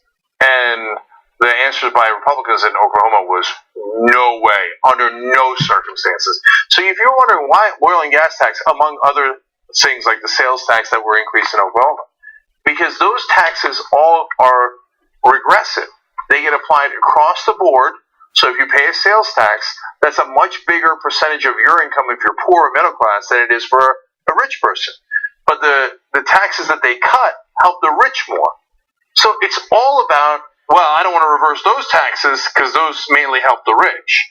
I could increase taxes that mainly fall on the middle class and the poor. That I'll do. By the way, the oil industry is now trying to put on a referendum in Oklahoma to reverse that tax anyway. So they're going to fight no matter what. They're really going to struggle. Oil and gas companies historically have had a really hard time with profits, so these taxes are really going to hurt them. But, you mentioned that you love that it's happening in red states. This all started with West Virginia. Teachers in West Virginia were frustrated with the fact that they hadn't gotten raises in a long time, that their schools were underfunded, and so they did protest and they did get what they wanted, and that inspired teachers in other red states to act. And I think the reason why we're seeing it in red states is because these are the very states that are more likely to cut taxes on the wealthy. They're the ones who think that high taxes are a bad idea, or paying your fair share of taxes is a bad idea. And so they continuously defund education, and it lowers the quality of the education in these states. If you look at a list of teacher salaries, and you rank those teacher salaries from the lowest to the highest, at the very top, you're going to see those very red states that we're talking about right now. They're the states that pay them the least and give them the least benefits. And so it's just something to keep in mind. If you're living in a red state, have children going to public schools, and happen to vote for conservatives, they don't have your best interest in mind. They don't have your kids' best interest in mind. They have the wealthy's best interest in mind. I think these teachers, especially in Oklahoma, it's a really interesting indication of what could come this fall, because they're being so strategic. They're saying, we're going to end this walkout, we're going to take the gains that we've made, and we're going to come back, and we're going to run against all the people who have put obstacles in our way, like Cindy Ralston, who was a teacher for 30 years in Oklahoma, and after she was very offended by her state representative, Kevin McDougal, not showing any interest in adding more resources to the schools there, she just decided, I'm going to run against him. So I think it's super strategic, and for the goals that they are trying to meet, I think it's a pretty smart strategy. Yeah, teachers' unions, when you look at a state like Oklahoma, you would think that unions would have more power, and they do traditionally in collective bargaining states as opposed to non-collective bargaining states. But there is this weird thing with teacher unions, and I studied this in college, which was in states that don't have a lot of infrastructure and have been gutted, the teachers' unions are really and can be really strong because there's teachers everywhere. And if they can fundraise around the state, and if you need to go to the state house as a representative, you do get elected, there's someone who can substitute for you because they have a plan for substitute teachers. I've studied this extensively in Alabama, a non-collective bargaining state that has no business having strong teachers' unions. But Paul Hubbard, for those of you who follow Alabama politics, was called the 800-pound gorilla of Alabama politics, and that's because he had the teachers' unions. He had the teachers' union behind him, and he was able to dictate policy for a lot of things in Alabama. It's actually, these teachers' unions can be really strong if they do organize. Well, so they should be a role model for everyone else, because it turns out if you use your power, you actually can get a little bit of justice. But if you don't use your power, then you're going to get nothing. I wonder, in West Virginia and in Kentucky, they went about a decade without a raise. I think in West Virginia they went nearly 2 decades, where their real income had actually declined when you took into effect the health insurance premiums, because those kept rising, but their incomes didn't. And inflation. Let alone inflation, by the way. Let alone inflation. And so, if you don't fight back, the people who have lobbyists and the donors are going to win. But if you do fight back, you actually have a shot, because we do still have elections. I know that they overwhelm the elections with their money and their ads and their propaganda. But look, if I'm being overly optimistic, and sometimes I am, and I frame it that way because I'm not positive, but there is a chance that the Great Awakening has begun in the red states, where people look around and go, we tried giving everything to the rich and to corporations for like 40, 50 years, and where has it gotten us? And the red states are the poorest states, so I'm not under an illusion I could be wrong. They're going to wake up one day and let go of the social causes, that they're going to wake up and be largely pro-choice. No, but I think that they're looking around at the devastation of their lives and the wages that have been flat for so long that they go, I don't think this worked. In a way, the Hillary Clinton-Donald Trump election was that, because they were so mad at the establishment, rightfully so. But you got to look at your own state's establishment and what they've been doing. And what did the establishment, both Republican and Democrat, do at the national level? give to their donors, give to the rich, give to the corporations who pay them. So wake up and smell the corruption. And as you do, realize in your states, it's largely the Republicans. So I think the fight back is amazing. For God's sake, learn from them. Use your power. Everything. We're living in a country where that was going to happen. all these teachers, if they combine their salaries, they still wouldn't make as much as Tristan Thompson. We have to ask ourselves, are we okay with that as a society? And that boggles my mind that professional athletes still make more than teachers. Like, it's crazy. Honestly, none of them The argument is, like, you need to, when you hear, like, why do CEOs get such high salaries? And the argument is, well, we need to offer the kinds of salaries that are competitive so we can attract the highest talent. And the argument here would be like, well, why don't you put that towards school so you can get better teachers by paying them more? And then another thing that you hear a lot with teachers unions is, well, if teachers unions get too powerful, the money, instead of going to the students, goes to the teachers. Well, just follow these stories, and you'll see that teacher after teacher takes an extra job at Uber so they can afford school supplies because they need to be in that classroom teaching those kids, and they don't have the money coming in so they can actually buy those school supplies. And the money that has gone, and then you look at, if you look at Oklahoma, there was a $79 million increase toward those kinds of initiatives. So let's take a quick break here. When we come back, then one of the stories we're going to do is the Diamond and Silk story. I told you it was totally full of crap. I told you. Wait till you see the actual numbers, the actual facts about that story. We'll be back. We talk about TYT Army being so strong. Usually they help us run our show. Now they're going to help us run the country. Like this. It's time that we reclaim democracy for the people. We had a huge victory for Wolfpack. When Lincoln said this is a country by, of, and for, he said of the people, not of corporations. Our representatives don't represent us. Whoa! Democracy! We are! Too strong! There's thousands of volunteers, and you can be among them. With Wolfpack, the mission is so clear. Money is killing our democracy. 96% of Americans want it. When you get the power back, oh, that feels good. This is just the beginning. Let's go get them, man. Up and out. Knock, knock. We're coming for them!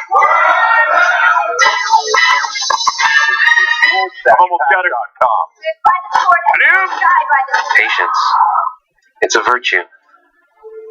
They think you can put me in a box, but you can't stifle a revolution. Cenk Uygur, you started something, an idea. The truth and honesty matter above all else. And the people love you for it. And for a while, so did I. We could have stood united, a political force of reckoning upon our foes, the hypocrites, the phonies, the unjust. But you put me in this box. Cenk, no, you began without me. You began without me. With God as my witness, I will be the one to finish it.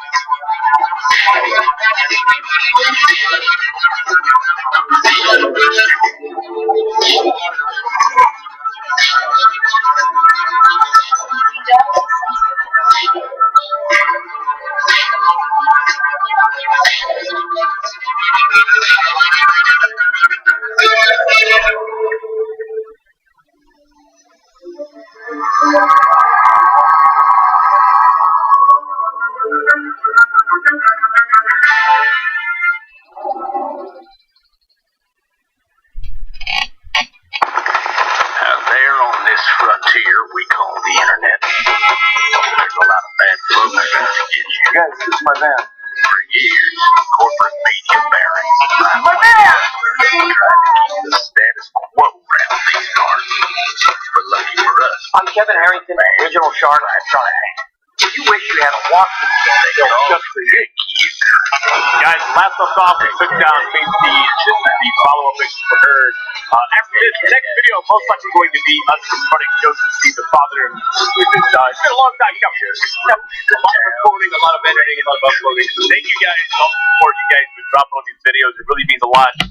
Day in and day out, I love doing this. So keep it up, and I will keep cranking them out. All right, guys, let's do this.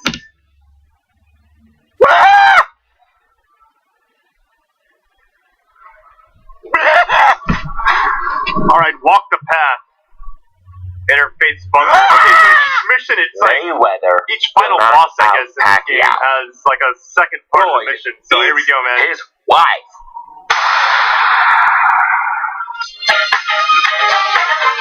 Like, I know we're only going to get to go here once, so I kind of want to explore a little bit. All right, back in the Young Turks. Lots of praise for our promos during the live stream. So thank you guys. One of them was Valo Grant, who wrote in. I don't know how that clip of Jimmy Dore interviewing Hillary has been clipped together very well. And oh my God, Brett Ehrlich leading the show in hour 2. Yay! Oh, hey, everybody. Okay, with a bit of an emoji there at the end. And Jay writes in, all these states could just legalize weed. It's a pretty simple way to raise wages for teachers. Well, that's a good idea. You're going to get more taxes that way. So it's like one calm the have kids like down. the second follow-up. I wouldn't give it to the kids, but I hear you. I hear you, Brett. Okay. And the members of the day are Todd Jagger and Lauren Siddles. The Jaggernaut also running for office in Texas now. Was a huge part of Wolfpack for a long time. Yeah, I didn't think so. So thank you to all the members who participate in all the different ways. For the members, not only do we have the Friday postgame as we normally do, but I'm also going to do something live after the show, which we almost never do on Fridays. I'm going to interview Jeremy Hyman's and Henry Thames. They wrote the book New Power, How Power Works in Our Hyper-Connected World and How to Make It Work for You. But that's a super interesting book about the old world and how it's top-down, whereas now new power is bottom-up. So it has a lot of interesting political implications, too. So if you're a member, you could watch it live at 8:15 Eastern. So to become a member, tytnetwork.com/join. All right, Brett, what's next? All right, we promised it. We're delivering it. It's Diamond and Silk.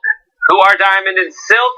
Well, they are two women who, here they are. They have a popular Facebook page. They're Trump supporters, and they were actually on like the FEC declaration as being paid by the Trump campaign in 2016 as for field consulting services. A little while ago, they told people that they had been notified by Facebook that they were posting content that was, quote, unsafe to the community.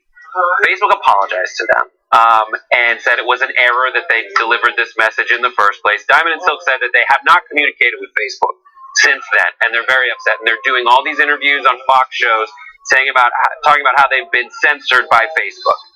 Facebook is like, no, we've reached out to you. To prove that, this is my favorite way they reach out. They found a Laura Ingraham tweet even, where she said, joining us next, Diamond and Silk, to discuss Mark Zuckerberg's testimony before Congress today.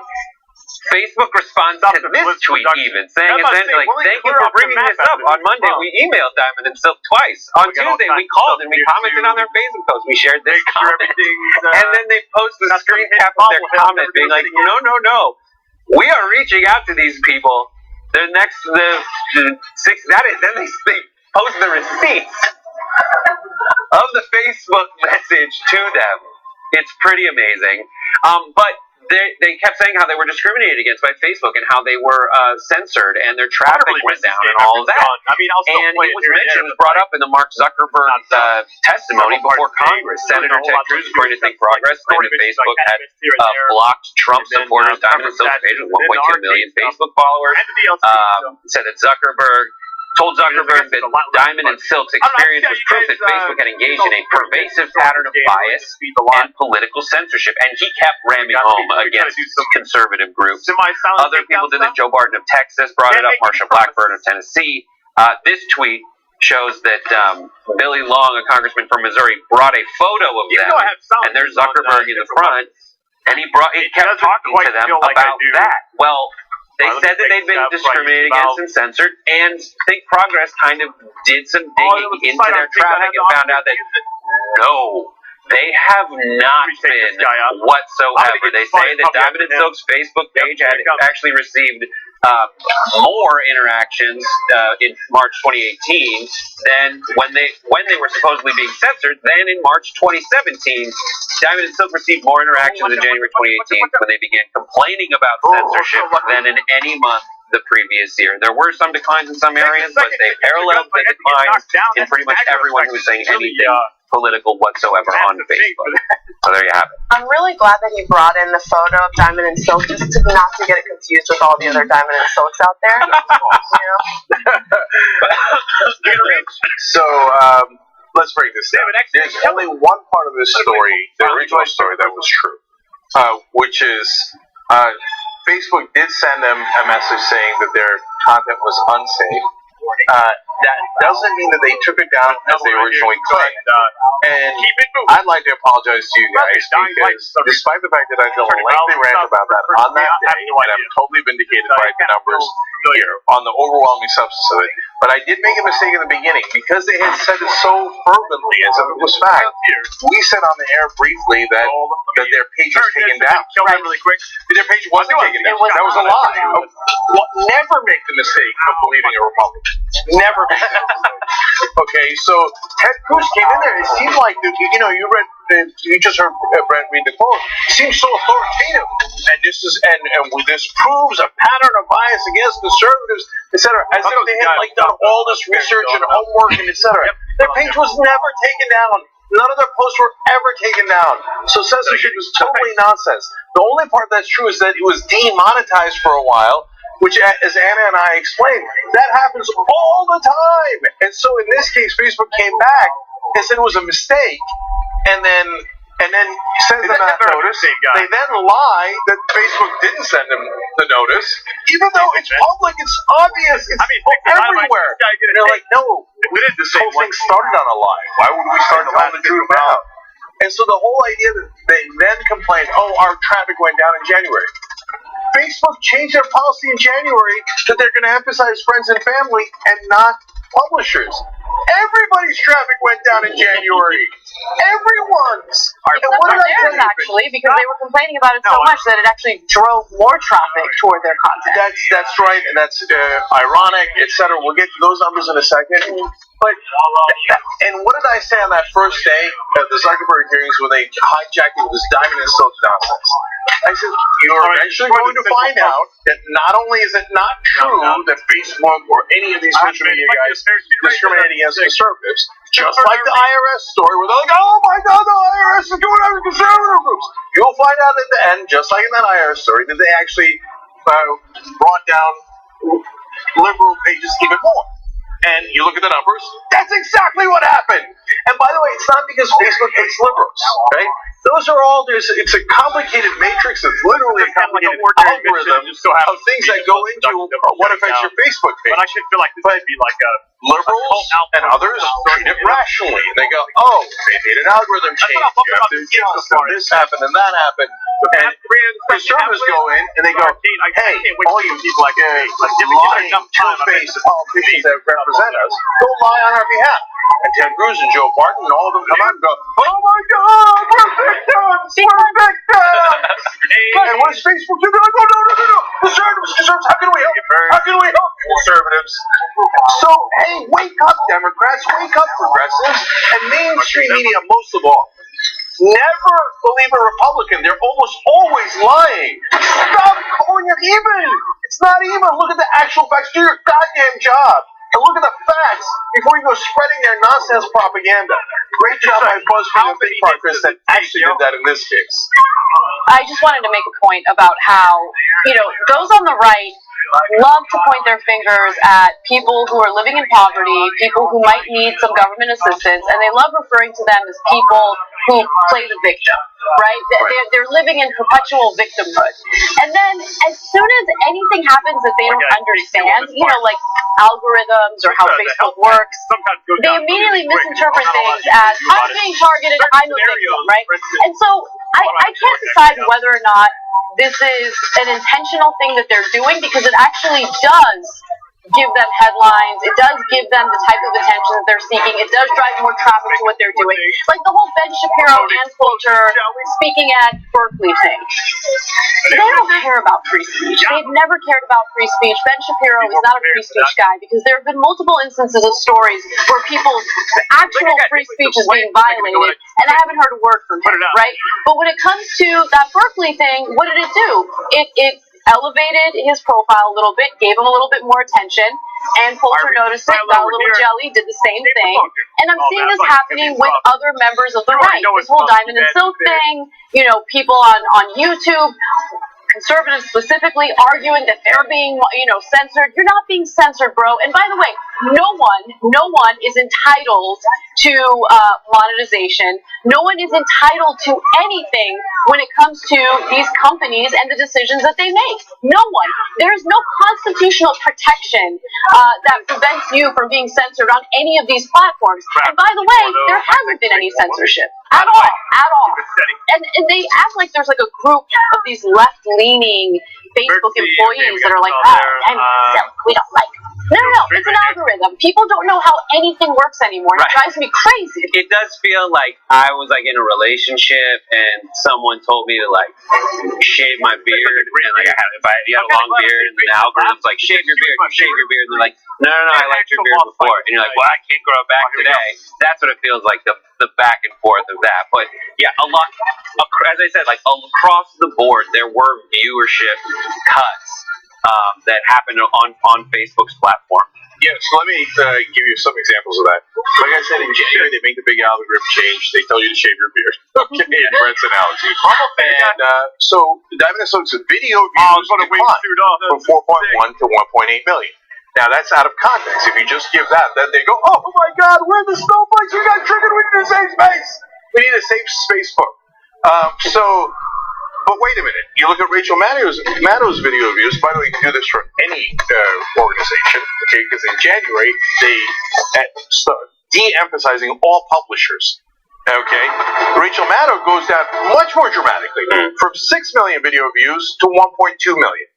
So totally cut. Now, Think Progress even included us, and so they said, all right, let's look at well-known progressives. Rachel Maddow goes down. And then when you look at online interactions, so Diamond and Silk are the numbers that we gave you before. Young Turks goes from 2.3 million to 760,000. Why? Because we're being censored. We're being censored. It's right-wing bias. Oh my God. Facebook, right-wing bias. Oh my God. Free speech is dead. Constitutional violations. Let me just throw out a bunch of jargon that's going to make people feel alarmed. It's absurd. It's in the national record. That's the thing. It's like in the wake of the Mark Zuckerberg deposition or testimony, a lot of folks said, well, at the very least, XYZ thing mentioned by senator, congressperson, whatever, at least it made it into the national record. But these falsehoods are now in the national record. Are there going to be consequences for people acting on this? No, there's not going to be. Well, I mean, okay, just to look at the other side, guys, I do think that there is bias, in widespread in media against conservative viewpoints and against a wide range of viewpoints. But of course, I don't think that, like you said, pointing to falsehoods is the way to talk about that. But at the end of the day, I mean, all of this, you have to ask yourselves, are we comfortable with Facebook playing such a huge role in our democracy? I think that's a question that I'm constantly asking myself with this. And it's not even necessarily related to this, but it's just the fact that we are having this conversation, that it is such a big part of our democracy right now. It is crazy how quick they can act on it. Yeah. But this is the product of dismantling education in the country, where people are completely media illiterate and don't know what is and isn't a credible news source. This is also the doing of mainstream media, which has done a terrible job in covering stories that people care about. So then you have this whole generation of people who are rejecting establishment media and turning to alternative forms of media. And when you couple that with the media illiteracy, it becomes a huge problem. So yeah, I have a huge problem with that. Look, last things here. Simone, I hear you that a lot of the journalists are vote Democrat. I don't know how liberal they are, but they vote probably for the Democratic Party. Right, and when we're talking about social media and who works at those companies, they are based in... No, but they don't put that into the algorithm. They're not journalists. They're coders. So you can't write into a code, be more liberal. Or if you did, you'd be massively fired, right? And so it's just, in the case of Facebook, not remotely true. In the case of journalism, yes, a lot of the journalists are Democrats, but their bosses are massive conservatives, and they have an establishment bias. And if anything, they go out of their way to coddle conservatives and call everything even when it isn't goddamn even. But in a sense, even though they're not journalists, Facebook has become a media company that disseminates media. And when people right now are figuring out, okay, should I get rid of Facebook or should I keep it because all of this is very scary, they're talking about the fact that this is where I get my news from. This, for a lot of people, Facebook is their one news source. So I don't think they entered, they got that job at Facebook, didn't think that they were, obviously they still call themselves journalists, but I mean, it is becoming a media company. All right, let me give you the last data point. I know we come back next time. Definitely if there is any bias in the algorithm based on the actual numbers, it is definitely against the left and not against the right. Mike.com, where you write articles, left-leaning, their traffic went from, get a load of this, from 8.9 million to 475,000. That is devastating. Devastating. So if your conspiracy theory is right that Facebook writes in political bias into the algorithm, then they hate liberals. So look at the actual facts and stop coddling them. They're goddamn liars. That's what Ted Cruz is. That's what Joe Barton is. That's what Diamond and Silk are. Almost all the Republican politicians, led by Fox News, is a nest of vipers and liars. Stop giving them the legitimacy they have never earned. Young Turks. Oh, you know what? Yeah. Hey, I was wondering where this might go. Oh, dude, that is My name is Allison Hartman. I am a national director with Wolf. Hold on, I gotta turn this thing on. 3D glasses, guys. It's a cover girl. The goal of Wolfpack is to get an amendment to the U.S. Constitution that will allow us to have free and fair elections. All right, guys, I love you all. Thank you so much for all the support. When we come back next time, we're going straight to the Father. It's going to be a crazy ending, I bet. I don't know if it'll end in the next video, but I'm definitely going to do that when we come back. So, really, I can't thank you guys enough. Best buddies ever. It's been an incredible game, and I will get you on the flip side. The economy people at the top most money are the ones that are dictating all of the rules. That is the antithesis of a democracy. Wolfpack has the most intelligent, plausible way to get money out of politics. We have the logical plan. What we're trying to do is to use the power that our forefathers gave us in the U.S. Constitution through Article 5. Article 5 is a specific procedure set up in the Constitution to propose amendments to it. You have to work state by state. You need 34 states to make that happen. Vermont, California, Illinois, New Jersey, and Rhode Island. We passed no states so far. One of the hardest parts of my job is that I have to follow her. Give me a break. My name is Mike Manetta. I am a national director of Wolfpack. We have decided to move Wolfpack from defense to offense. We travel from state to state constantly. This year, she was gone from January 2nd until, I think, May, without ever going home once.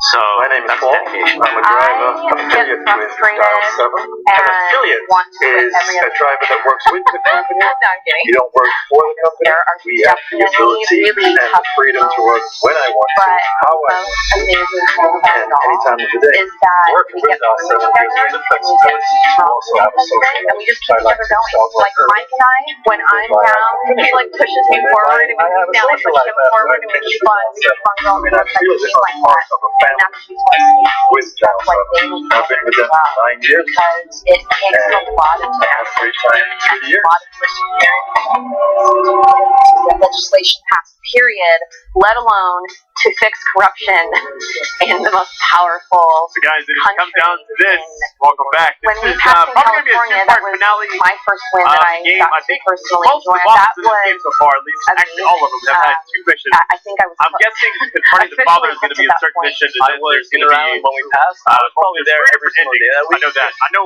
there's one that's kind of a bad outside, one, holding up and then signs, there's one waiting that's for very going to legislators. give 2 years direct. of really, So I'm going really to show hard all work three of those on my channel to this one after I beat the game moment of victory. Also, the one ending. I'm going to go ahead and tell you right now, so I'm going to plan on playing this game still after I beat it.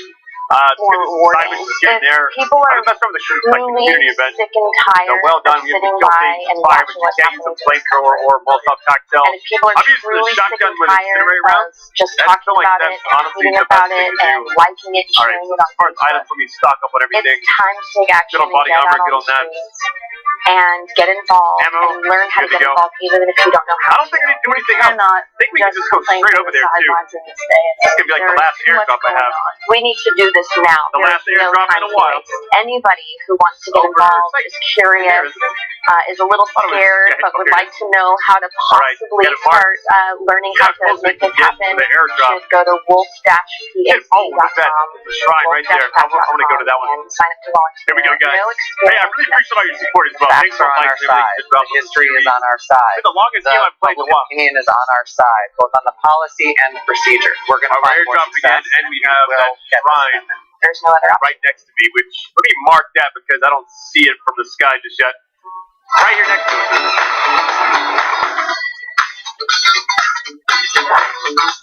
Got a whole bunch of stuff down here. I'm going to land really quick. We just have time for Simone to make one more point. I know you wanted to about that last. Yeah. No, I just want to be clear. I think that there is a war on truth, an assault on truth in this country, and I think that Facebook has been complicit in that. And that's what is disappointing to me. And I think that is what is harmful to our democracy. I also think, look, I've said a lot of things about Facebook on both sides, and I think that they have a hard job. I think they have to now all of a sudden commandeer the whole world as they interact with one another. That is not easy. Now they're $400 billion corporation, so don't shed too many tears. But we also should acknowledge that something else that you were alluding to, Simone, is now the guys who code the algorithms are the biggest drivers of our culture. And that is a fascinating thing that almost no one talks about. And that drives our culture, and we never have a conversation about it. In rooms and Facebook and YouTube and Google make those decisions, and that's it. And we hear at the end, well, the AI is just not there yet, but it's almost there. And it's like, well, when's it getting here? Because a lot's happening. Right. Yes, that's right. All right, we're out of time, guys. Have a great weekend, and we'll see you then. All right. Bye-bye. I got like a jump for hires that really makes sense for this fiction. I'm pretty sure it's going to be one of those things where it's going to be me versus the father or some other thing. Oh, I don't really need them. Go in there. I was going to just parachute in, but I felt like that would kind of take away from the epicness of it. Get that down, Peggy! It's been a hell of a game, guys. I'm looking forward to God of War. That's going to be the next big game I play. We got people everywhere. Just, is that a dead body in the road? We go ahead and mark it. Probably can cut through the woods right here. Looks like the road goes all the way up here and take a left. Yep, right to it. I never tried to go here before killing everyone. I wonder if there was a way to, like, did you get over here? Or did you get, like, kidnapped? I need help! Just never know, man. My gun for hire is dying. But it's all good, because I'm not sure I really need to, but from this point forward. Pretty sure after you beat the game, it's just kind of like, okay, well, the region's been, you've cleared it, so now it's just free roll time. That's kind of what I'm looking forward to as well, just being able to play this game, not have to do specific missions or anything. Yeah, here we are. So I think we landed in the helicopter, and then we came in through right here. Alright, let me make sure they got you locked and loaded in this little area, don't they?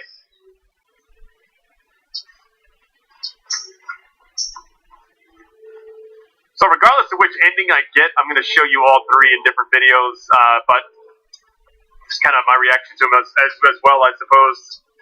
Alright, here we go, guys. Moment of truth.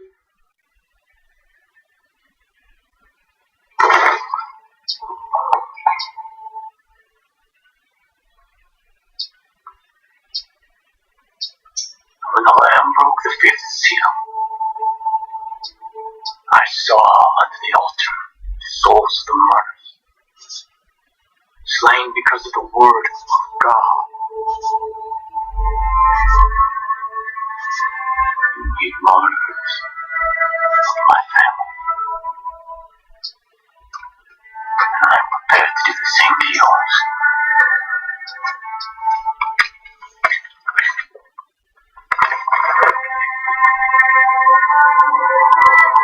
But God is watching us. And He will judge us on what we choose in this month. I told you it was living in a world on the brink, where every slight, every injustice,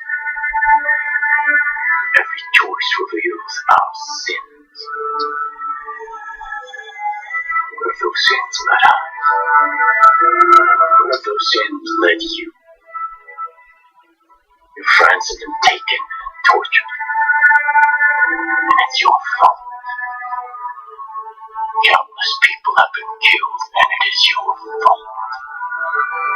The world is on fire, and it's your fault.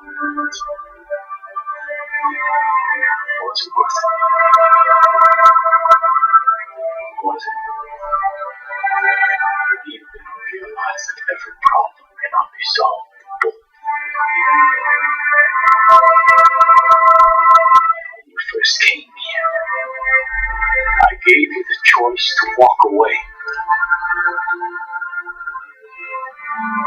You chose not to.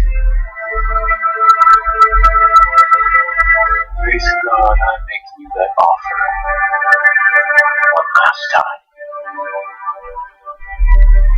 Put down your guns. Protect your friends.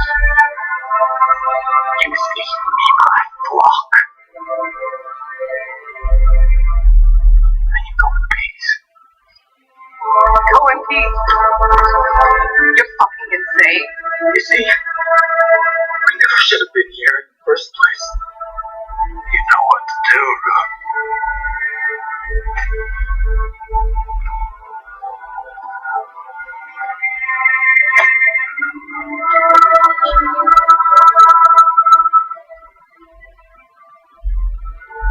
God is watching.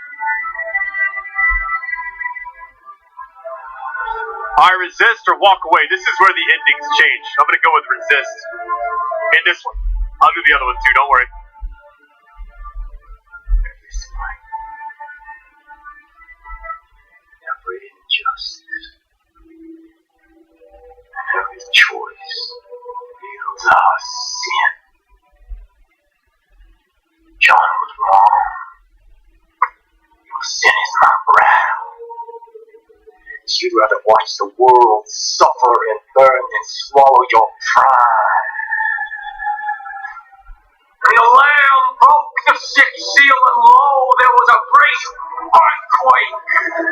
And the sun became glass, and the moon was blood.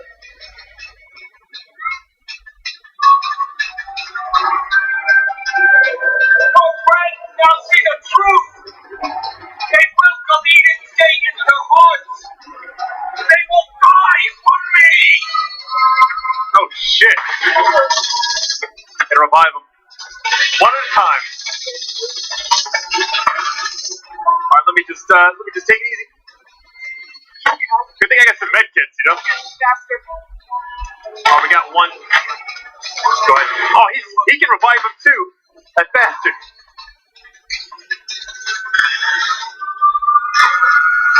Let me get maxed out right here. It's all good. Oh my god. Easy. Woo! Oh, that's good.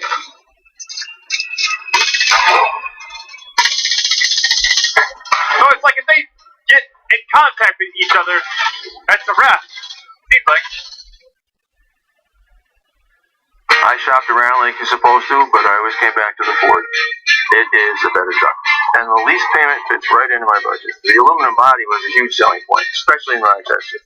Right, you love the truck too, don't you?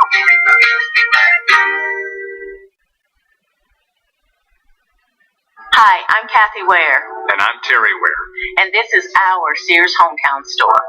We always wanted to raise our family in a small, tight-knit hometown community. When the opportunity to own a Sears hometown store became available, we jumped at it. And ever since, we've been a family-owned business. Our customers keep coming back because they know they can trust us. We're part of their community. We don't work for Sears. We own this place. We work